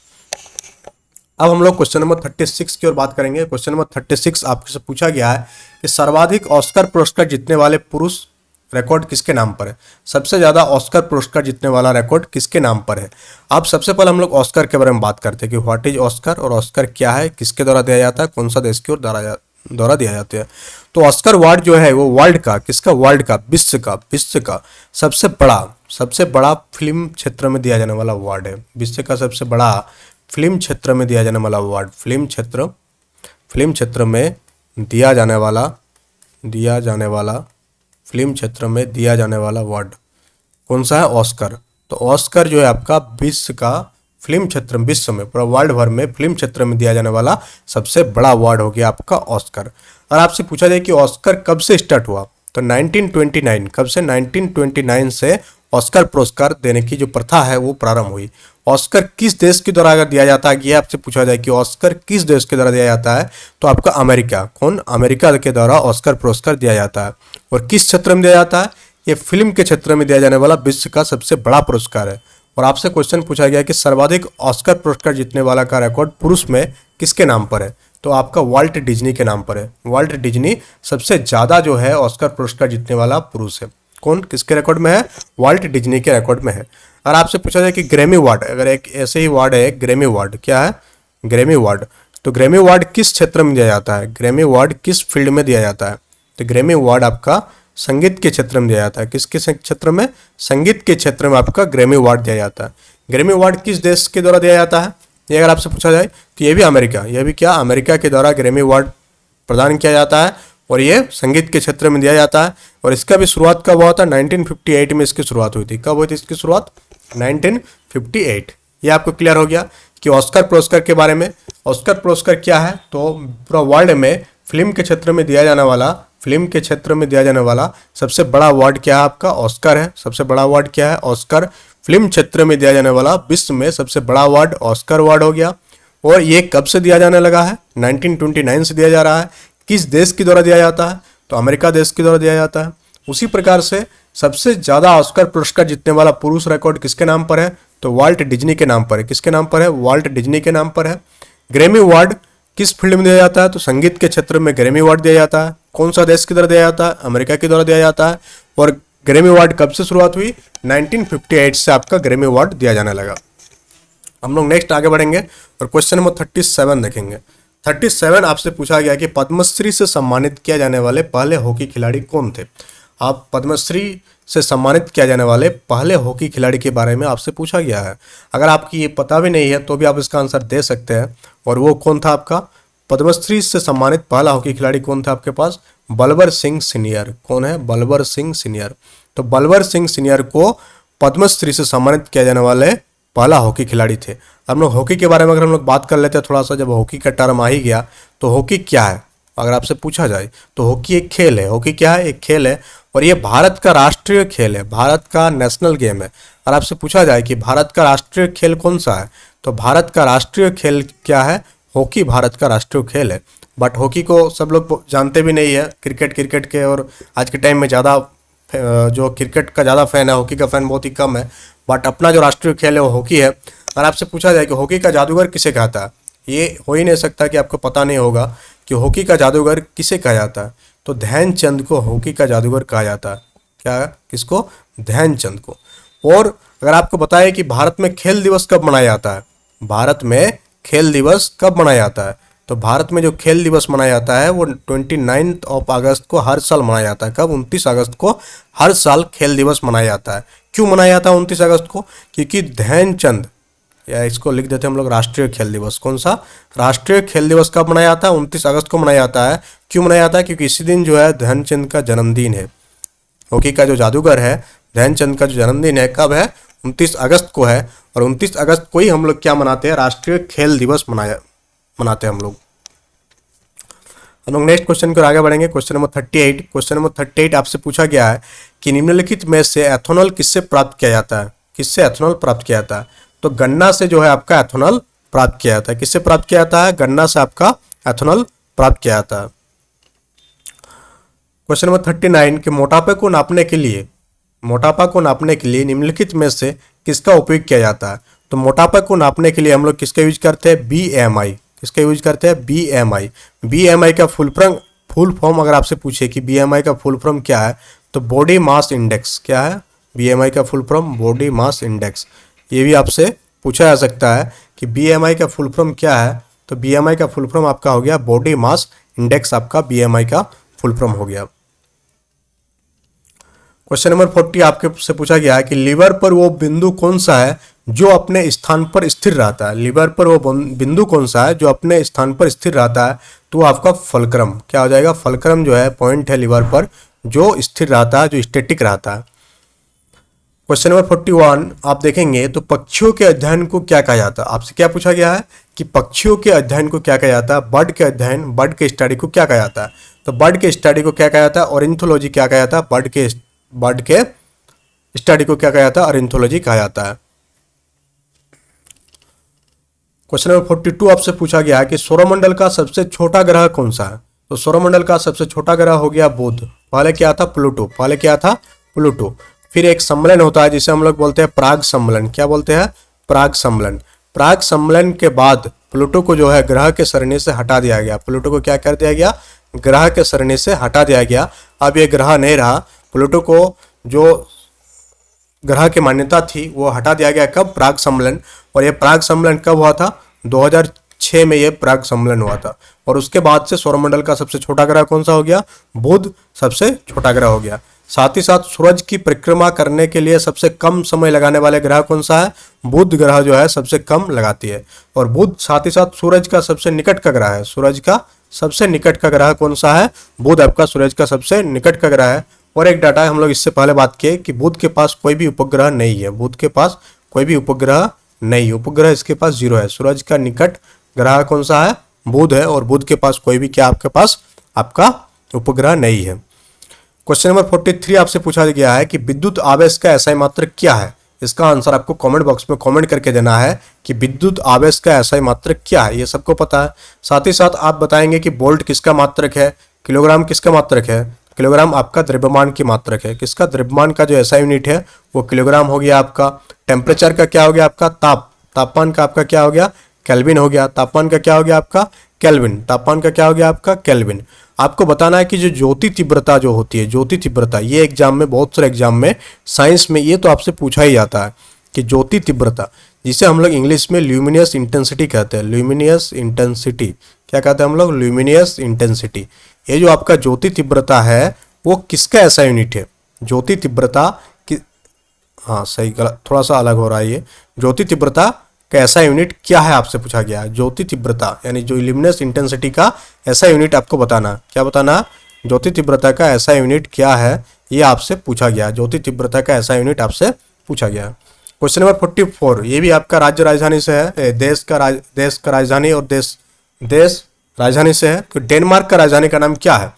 थोड़ा सा पानी पी लेते हैं, इसमें बहुत टाइम से 1.5 घंटा हो गया लगभग। तो ये सेशन हमको लगता है टीचर सारथी के चैनल में आप लोग अगर पहली बार आए हैं तो ये एक ऐसा मैराथन सेशन होने जा रही है जो 1.5-2 घंटा तक चलने वाली है। और लगभग 100 क्वेश्चन हम लोग इसमें देखेंगे। कितने क्वेश्चन, 100 क्वेश्चन एक्सप्लेनेशन के साथ।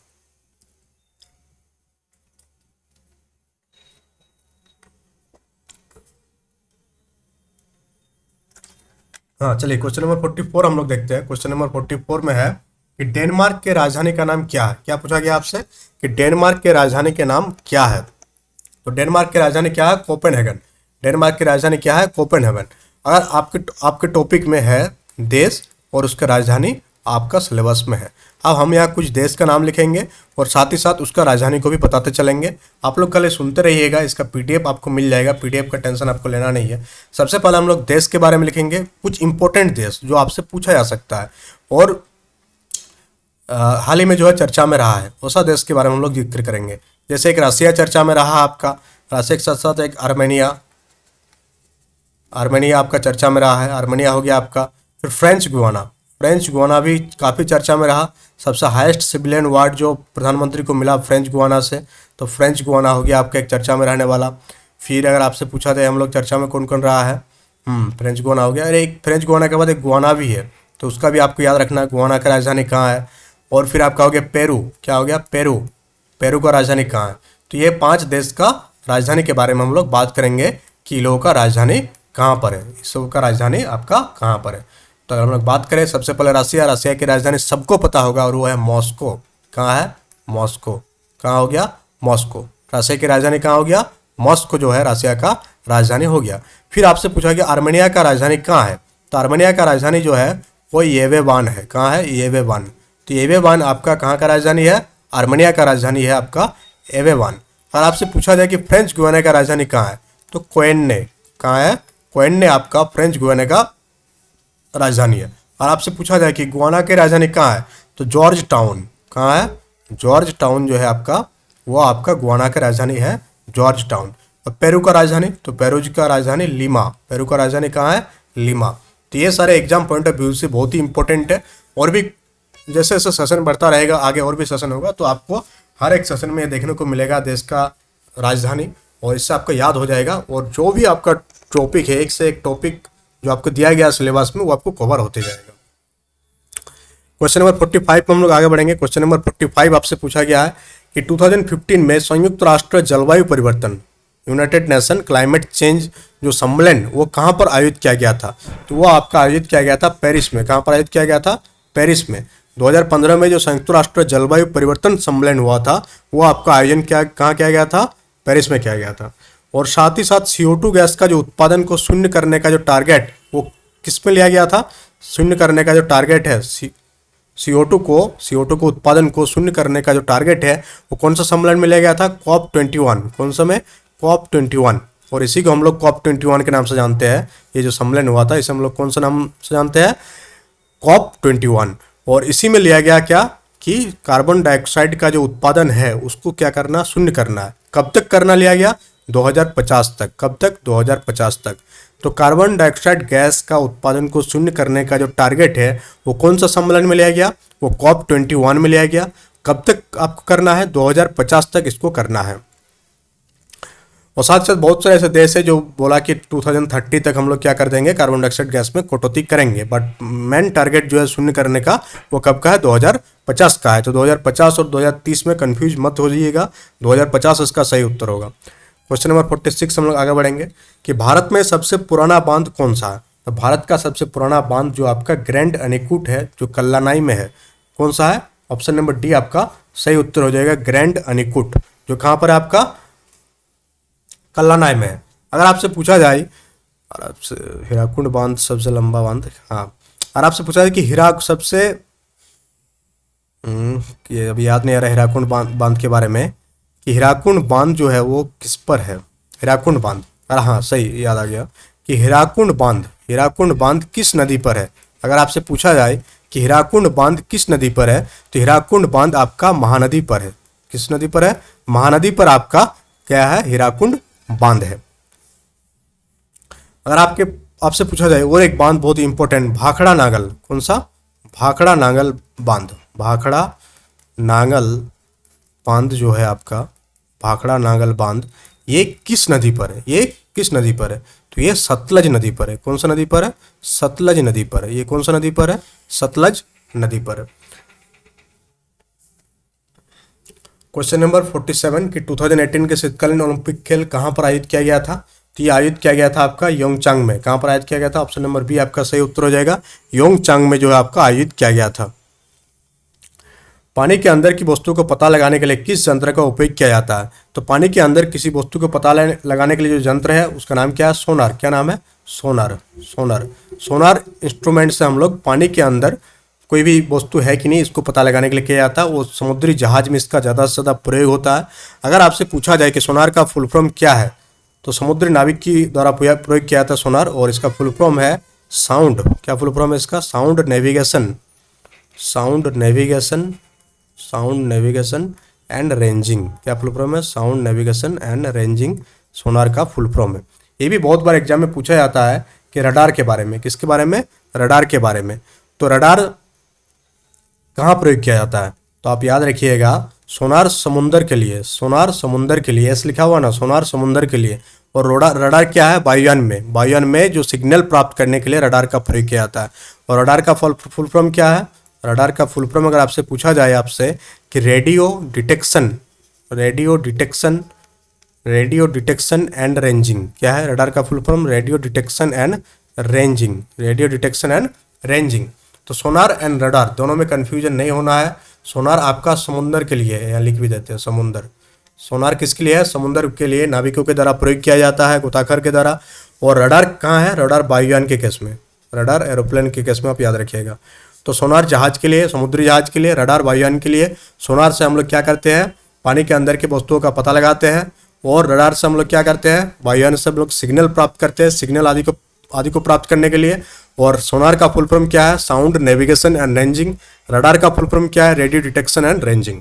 तो क्वेश्चन नंबर 48 हो गया। क्वेश्चन नंबर 49 कि स्वतंत्र भारत के गवर्नर जनरल कौन थे, ये आपसे पूछा गया। बहुत ही इंपॉर्टेंट क्वेश्चन, बहुत सारे एग्जाम में पूछा गया। सॉरी, और एक सोनार रडार जब हो ही गया तो और एक यहाँ लिख ही देते हैं, याद आ गया अभी अभी। लेजर, एक क्या होता है, लेजर, ये याद नहीं था उस टाइम। ये होता है एक लेजर, ठीक है। लेजर हम लोग किस कलर में ले, कौन सा कलर ले, कौन सा कलर ले, देखते हैं इसको ट्राई करके एक बार। कुछ दिख रहा है इसमें, कुछ दिख ही नहीं रहा, तो हम लोग करते हैं इस कलर को, ठीक है, लाल। लेजर, आपसे पूछा गया कि लेजर का फुल फॉर्म क्या है। आपसे पूछा जा रहा है कि लेजर का फुल फॉर्म क्या है, ये आपको बताना है।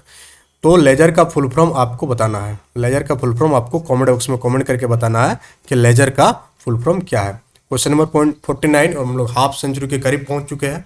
और क्वेश्चन नंबर 49 आपसे पूछा जा रहा है कि स्वतंत्र भारत के गवर्नर जनरल कौन थे। स्वतंत्र भारत के गवर्नर जनरल कौन थे, इंडिपेंडेंट इंडिया के गवर्नर जनरल कौन थे।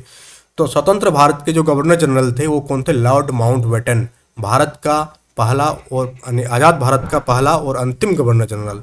ये भी आप ये लिख सकते हैं कि आज़ाद भारत का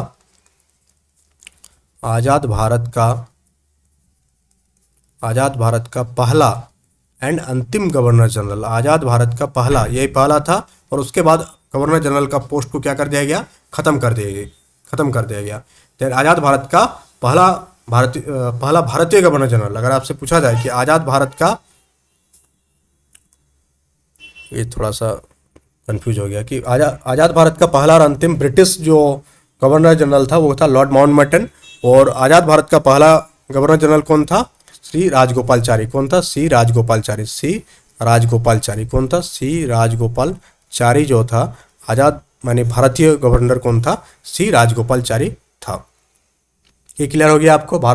स्वतंत्र भारत के गवर्नर जनरल कौन थे, लॉर्ड माउंटबेटन स्वतंत्र भारत के गवर्नर जनरल थे। क्वेश्चन नंबर 50 आपसे पूछा गया कि अंतरिक्ष में जाने वाला सर्वश्रेष्ठ कुत्ते का नाम क्या है।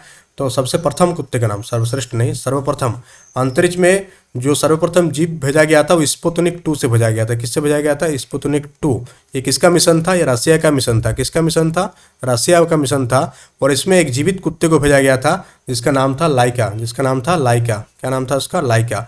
तो लाइका नामक एक जीवित कुत्ते भेजा गया था अंतरिक्ष में, किसके द्वारा, रसिया के द्वारा। उसका मिशन का नाम था स्पुतनिक जहाज से भेजा गया था। स्पुतनिक 2 इस मिशन का नाम था। क्वेश्चन नंबर 51 अब हम लोग थोड़ा रैपिड में देखेंगे। विटामिन ए की कमी से कौन सा रोग होता है। तो विटामिन ए की कमी से रोतंधी यानी कि नाइट ब्लाइंडनेस की बीमारी होती है। बेरी किसकी कमी से होती है, एनीमिया। आयरन की कमी से एनीमिया होती है। एनीमिया यानी कि खून की कमी किसकी कमी से होती है, आयरन। किसकी कमी से होती है, आयरन। Tuberculosis, TB. तो विटामिन ए की कमी से कौन सा होता है, रोतंधी यानी नाइट ब्लाइंडनेस आपका विटामिन ए की कमी से होता है। क्वेश्चन नंबर 52 कि भारतीय संविधान में कितने मौलिक अधिकारों का उल्लेख किया गया। भारतीय संविधान में कितने मौलिक अधिकारों का उल्लेख किया गया है। तो कितने मौलिक अधिकारों का उल्लेख किया गया भारतीय संविधान में, आपका 7 मौलिक अधिकारों का उल्लेख किया गया है। क्वेश्चन नंबर 53 देखेंगे आप कि 2015 में पुरुषों का फ्रेंच ओपन पुरस्कार किसने जीता। 2015 में पुरुषों का फ्रेंच ओपन पुरस्कार सेंट वावरिका के द्वारा जीता गया। क्षेत्रफल की दृष्टि से सबसे बड़ा दूसरा देश कौन सा है। तो क्षेत्रफल की दृष्टि से सबसे बड़ा दूसरा देश कौन सा है, आपसे पूछा गया। यह आपका हो जाएगा कनाडा। क्षेत्रफल की दृष्टि से दूसरा सबसे बड़ा देश क्या हो जाएगा, कनाडा आपका सही उत्तर हो जाएगा। क्वेश्चन नंबर 55 आप देखेंगे कि द्रविड़ मुनेत्र कड़गम डीएमके का फुल फॉर्म, जो पार्टी है एक, उसकी स्थापना किसने किया। तो उसका स्थापना आपका क्या गया है, CN अन्नादुराई के द्वारा। डीएमके पार्टी की स्थापना CN अन्नादुराई के द्वारा किया गया है। क्वेश्चन नंबर 56 आप देखेंगे कि भारतीय अंतरिक्ष कार्यक्रम यानी भारतीय इंडियन स्पेस प्रोग्राम का जनक किसे कहा जाता है। तो इंडियन स्पेस प्रोग्राम का जनक किसे कहा जाता है, विक्रम साराभाई। किसको कहा जाता है, विक्रम साराभाई को इंडियन स्पेस प्रोग्राम का जनक कहा जाता है। क्वेश्चन नंबर 57 आप देखेंगे कि कंप्यूटर चिप। क्वेश्चन नंबर 57 क्या आपसे पूछा गया है कि कंप्यूटर चिप जो है आपका, कंप्यूटर चिप का दूसरा नाम क्या है। तो कंप्यूटर चिप का दूसरा नाम क्या है, उसे हम लोग माइक्रोचिप कहते हैं। क्या कहते हैं उसे हम लोग, माइक्रोचिप। तो कंप्यूटर चिप का दूसरा नाम क्या है, माइक्रोचिप आपका सही उत्तर हो जाएगा। अब हम लोग थोड़ा स्पीड देखेंगे, ठीक है, क्योंकि बहुत लंबा समय हो गया। और अब हम लोग और ऐसा नहीं कि सारे का एक्सप्लेनेशन आपके पास नहीं है, ये सारे का एक्सप्लेनेशन का वीडियो आप चैनल में जाएंगे तो सारे का एक्सप्लेनेशन किया गया है, कि एक चीज़ को एक्सप्लेनेशन किया गया है, पाकिस्तान के बारे में, म्यांमार के बारे में, मलेशिया के बारे में, इंडोनेशिया के बारे में, ये सारे एक्सप्लेनेशन का वीडियो आपको चैनल में मिल जाएगा। तो इसलिए यहाँ स्पीड करते रहे हम लोग कि किस देश का स्वतंत्रता दिवस 4 जनवरी को मनाया जाता है। जैसे भारत का आज़ादी दिवस 15 अगस्त को मनाया जाता है। भारत का आज़ादी दिवस कब मनाया जाता है? 15 अगस्त को मनाया जाता है। अगर हम लोग पूछे पाकिस्तान, चलिए इसको बताया जाता है हम लोग, इंडिया का 15 अगस्त को मनाया जाता है।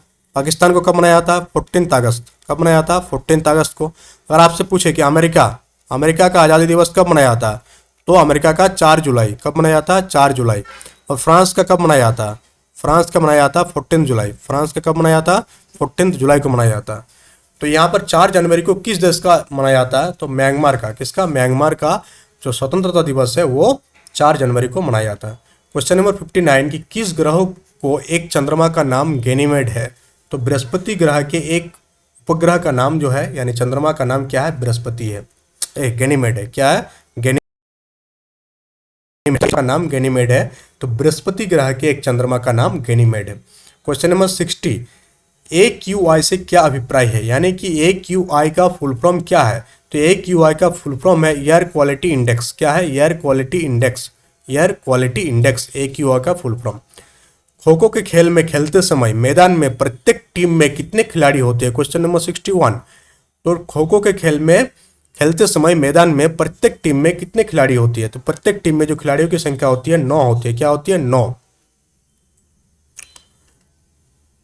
Question number 62 international yoga day कब मनाया जाता है? इंटरनेशनल योगा डे आपका 21 जून को मनाया जाता है। कब मनाया जाता है? 21 जून को आपका इंटरनेशनल योगा डे मनाया जाता है। लोकसभा के पहले अध्यक्ष, लोकसभा के पहले, सबसे पहले यानी फर्स्ट अध्यक्ष कौन थे? फर्स्ट स्पीकर कौन थे? तो जीबी मावलकर जो है वो लोकसभा के पहले अध्यक्ष थे। कौन? जीबी मावलकर। क्वेश्चन नंबर 64 कि पोलियो के टीके की खोज किसने किया? तो पोलियो के टीके की खोज जोनास सॉल्क के द्वारा किया गया था। किसके द्वारा किया गया था? जोनास सॉल्क के द्वारा पोलियो के टीके की खोज किया गया था। जो अनोखा है वो मालूम करें। जैसे यहाँ पर 4 ऑप्शन दिया गया है, मंदिर, ईंट, महल और घर। इनमें से सबसे अलग कौन है? तो आप देखेंगे तो यहाँ ईंट जो है सबसे अलग है। ईंट क्या है? अलग है, कि ईंटों से ये सारी चीज़ों का निर्माण किया था, बट ये सब परफेक्ट कंस्ट्रक्शन है। महल हो गया, मंदिर हो गया। तो इसका उत्तर हो जाएगा बी।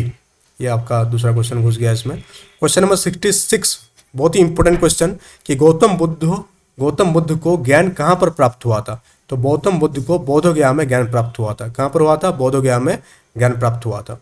इस ब्रह्मांड में दूसरा प्रचुर मात्रा में सर्वाधिक तत्व कौन सा है? दूसरा तो सर्वाधिक है हीलियम। क्या? दूसरा सबसे अधिक जो है वो क्या? प्रचुर मात्रा में पाया जाने वाला हीलियम है। और पहला अगर आपसे पूछा जाए कि पहला क्या है, तो पहला हाइड्रोजन। पहला क्या आ जाएगा? हाइड्रोजन। फर्स्ट क्या है? अगर आपसे पूछा जाए कि फर्स्ट क्या है, तो फर्स्ट आपका हाइड्रोजन हो जाएगा, दूसरा हो जाएगा आपका हीलियम। उसके बाद क्वेश्चन नंबर 68 आपसे पूछा गया कि किस देश ने यूएसए को स्टैचू ऑफ लिबर्टी भेंट की थी? तो आपका फ्रांस के द्वारा अमेरिका को स्टैचू ऑफ लिबर्टी भेंट किया गया था। क्वेश्चन नंबर 69 आपसे पूछा गया है कि एशियाई गेम्स में स्वर्ण पदक जीतने वाली पहली भारतीय महिला खिलाड़ी कौन थी? एशियाई खेलों में स्वर्ण पदक जीतने वाली पहली भारतीय महिला खिलाड़ी कौन थी? कमलजीत संधू। कौन थी? कमलजीत संधू। अभी एशियन गेम्स हुआ हम लोगों का 19th एशियन गेम्स, अभी जो हुआ कितना क्रम का था? 19 था। इसमें भारत को टोटल 107 पदक मिला। कितना पदक मिला? 107 पदक। कितना? 107 पदक। क्वेश्चन नंबर 70 कि रविंद्रनाथ टैगोर को किस वर्ष नोबेल पुरस्कार से सम्मानित किया गया? तो रविंद्रनाथ को जो है आपका 1913 में नोबेल पुरस्कार से सम्मानित किया गया। और किसके फील्ड में किया गया था? साहित्य के क्षेत्र में। किसके क्षेत्र में किया गया था? साहित्य के क्षेत्र में। पहला भारतीय जिसको नोबेल मिला, और साहित्य के क्षेत्र में पहला एशियन जिसको नोबेल मिला, कौन? रविंद्रनाथ टैगोर। किसके लिए मिला था? कौन सा बुक था? उसके बाद लिखेंगे आप। क्या था? गीतांजलि। क्या था? गीतांजलि नामक पुस्तक के लिए इनको क्या मिला? नोबेल पुरस्कार मिला। क्वेश्चन नंबर 71 आप देखेंगे कि अजंता एवं एलोरा की गुफा किस राज्य में स्थित है? तो अजंता एवं एलोरा की गुफा आपका महाराष्ट्र में स्थित है। कहाँ पर स्थित है? आपका महाराष्ट्र में स्थित है। फिर आपसे पूछा गया है यहाँ पर PSLV से क्या अभिप्राय है? तो PSLV से अभिप्राय है polar satellite launch vehicle. PSLV का फुल फॉर्म क्या हो जाएगा? ऑप्शन नंबर सी कि polar satellite launch vehicle. Question number 73 आपसे पूछा गया है कि राइटर्स एक क्या है? समाचार एजेंसी है, न्यूज एजेंसी है। इसका हेडक्वार्टर कहाँ पर है? इसका मुख्यालय आपसे पूछा गया है। तो इसका मुख्यालय यूके यानी यूनाइटेड किंगडम। इसका मुख्यालय कहाँ है? यूके में है। क्वेश्चन नंबर 74 आपसे पूछा गया है कि जो डॉल्फिन है, डॉल्फिन के समूह, ग्रुप ऑफ डॉल्फिन्स, डॉल्फिन के समूह को क्या कहा जाता है? तो डॉल्फिन के समूह को पॉड कहा जाता है। क्या कहा जाता है? पॉड। डॉल्फिन के समूह को क्या कहा जाता है? पॉड कहा जाता है। 75 बहुत ही आसान क्वेश्चन, जीवन की मूलभूत इकाई क्या है? ये आप कमेंट बॉक्स में कमेंट करके बताएंगे कि जीवन का मूलभूत इकाई क्या है। ये आप लोग कमेंट करके बताएंगे कि जीवन का मूलभूत इकाई क्या है। क्वेश्चन नंबर 76, निम्नलिखित में से कौन सा न्यूनतम छिद्रयुक्त है? न्यूनतम पोरोस है। कौन सा मिट्टी न्यूनतम पोरोस है? तो सबसे न्यूनतम पोरोस है क्ले सॉइल का, यानी चिकनी मिट्टी। क्या हो जाएगा आंसर? ऑप्शन नंबर सी इसका सही उत्तर हो जाएगा। ऑप्शन नंबर 77 कि 2015 में मिस यूनिवर्स की खिताब किसने जीता? तो पिया उर्चवैक जो है वो 2015 में मिस यूनिवर्स की खिताब जीता। 78 आप देखेंगे कि चाणक्य का एक अन्य नाम क्या था? तो चाणक्य को विष्णुगुप्त के नाम से भी जाना जाता था। 79 आप देखेंगे कि ब्रह्म समाज के संस्थापक कौन थे? तो राजा राममोहन राय जो है ब्रह्म समाज के संस्थापक थे। और कब हुआ था? 1828। कब हुआ था? 1828, 1828 में ब्रह्म समाज की स्थापना राजा राममोहन राय के द्वारा किया गया था। क्वेश्चन नंबर 80 आप देखेंगे कि निम्नलिखित नदियों में से कौन सी नदी पश्चिमी घाट में से निकलती है? 4 नदी का नाम दिया गया है आपके पास, और ऐसा कौन सा नदी है जो पश्चिमी घाट में से निकलता है? तो आपका आ जाएगा कृष्णा नदी। कौन सा नदी? यहाँ आकार छूट गया है। कृष्णा नदी। कौन सा होगा? कृष्णा नदी जो आपका पश्चिमी घाट से निकलती है। क्वेश्चन नंबर 81 वहाँ आप देखेंगे कि महान स्वतंत्रता सेनानी सुभाष चंद्र बोस के पिता के नाम आपसे पूछा गया कि सुभाष चंद्र बोस के पिता का नाम क्या है? तो सुभाष चंद्र बोस के पिता का नाम क्या है? जानकीनाथ बोस।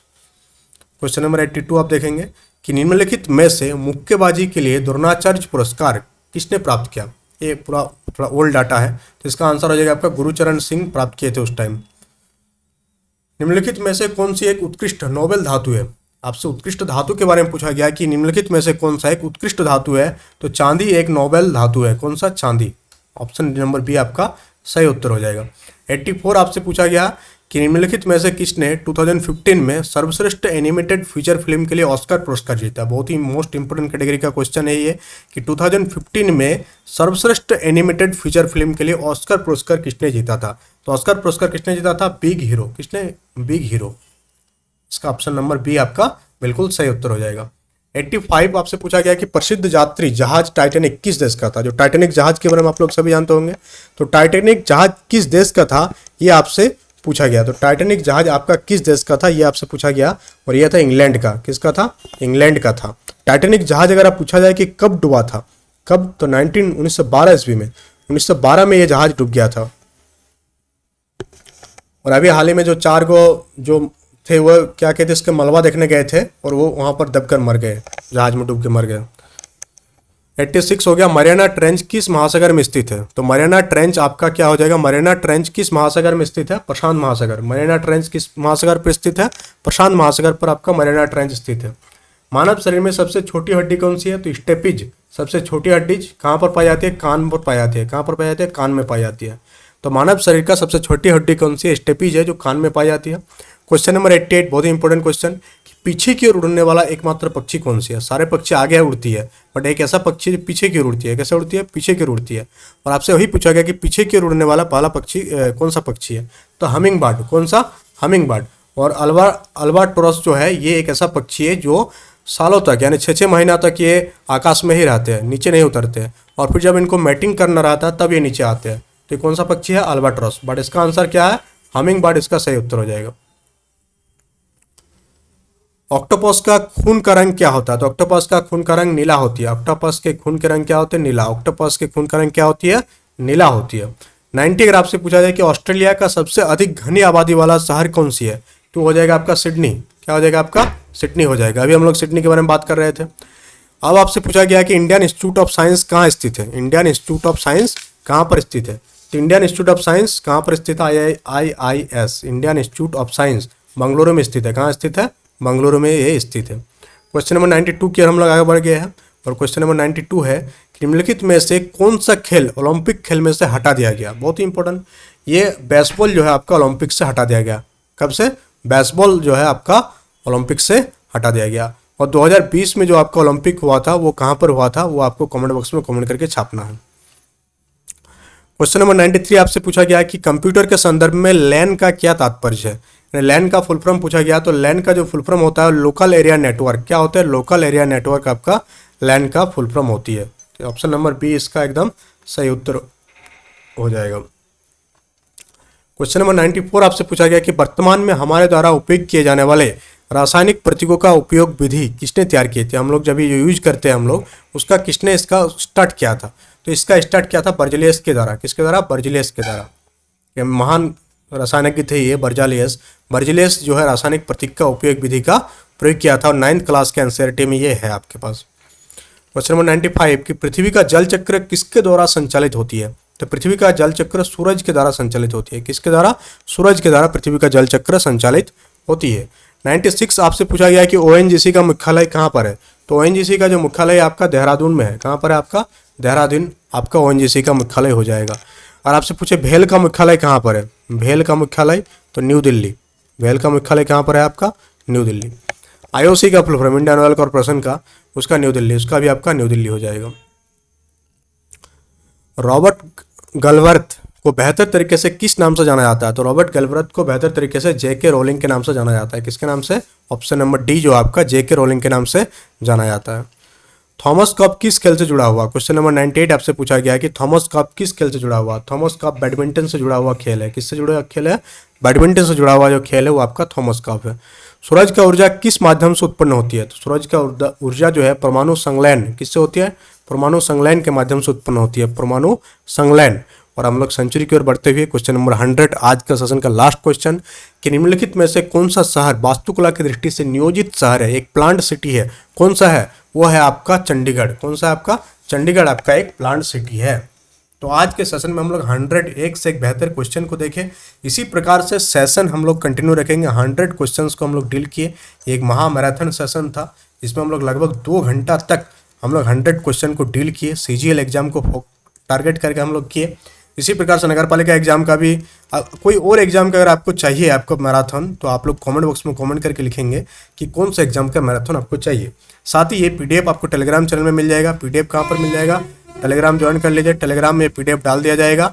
और हम लोग ये आज इस संडे को हम लोग ये किए और नेक्स्ट संडे को हम लोग क्या करेंगे? झारखंड जीके का। उससे पहले ही हम लोग आशा करते हैं उससे पहले ही एक दिन हम लोग रात में लाइव सेशन करेंगे और महामैराथन करेंगे झारखंड जीके का। किसका? झारखंड जीके का।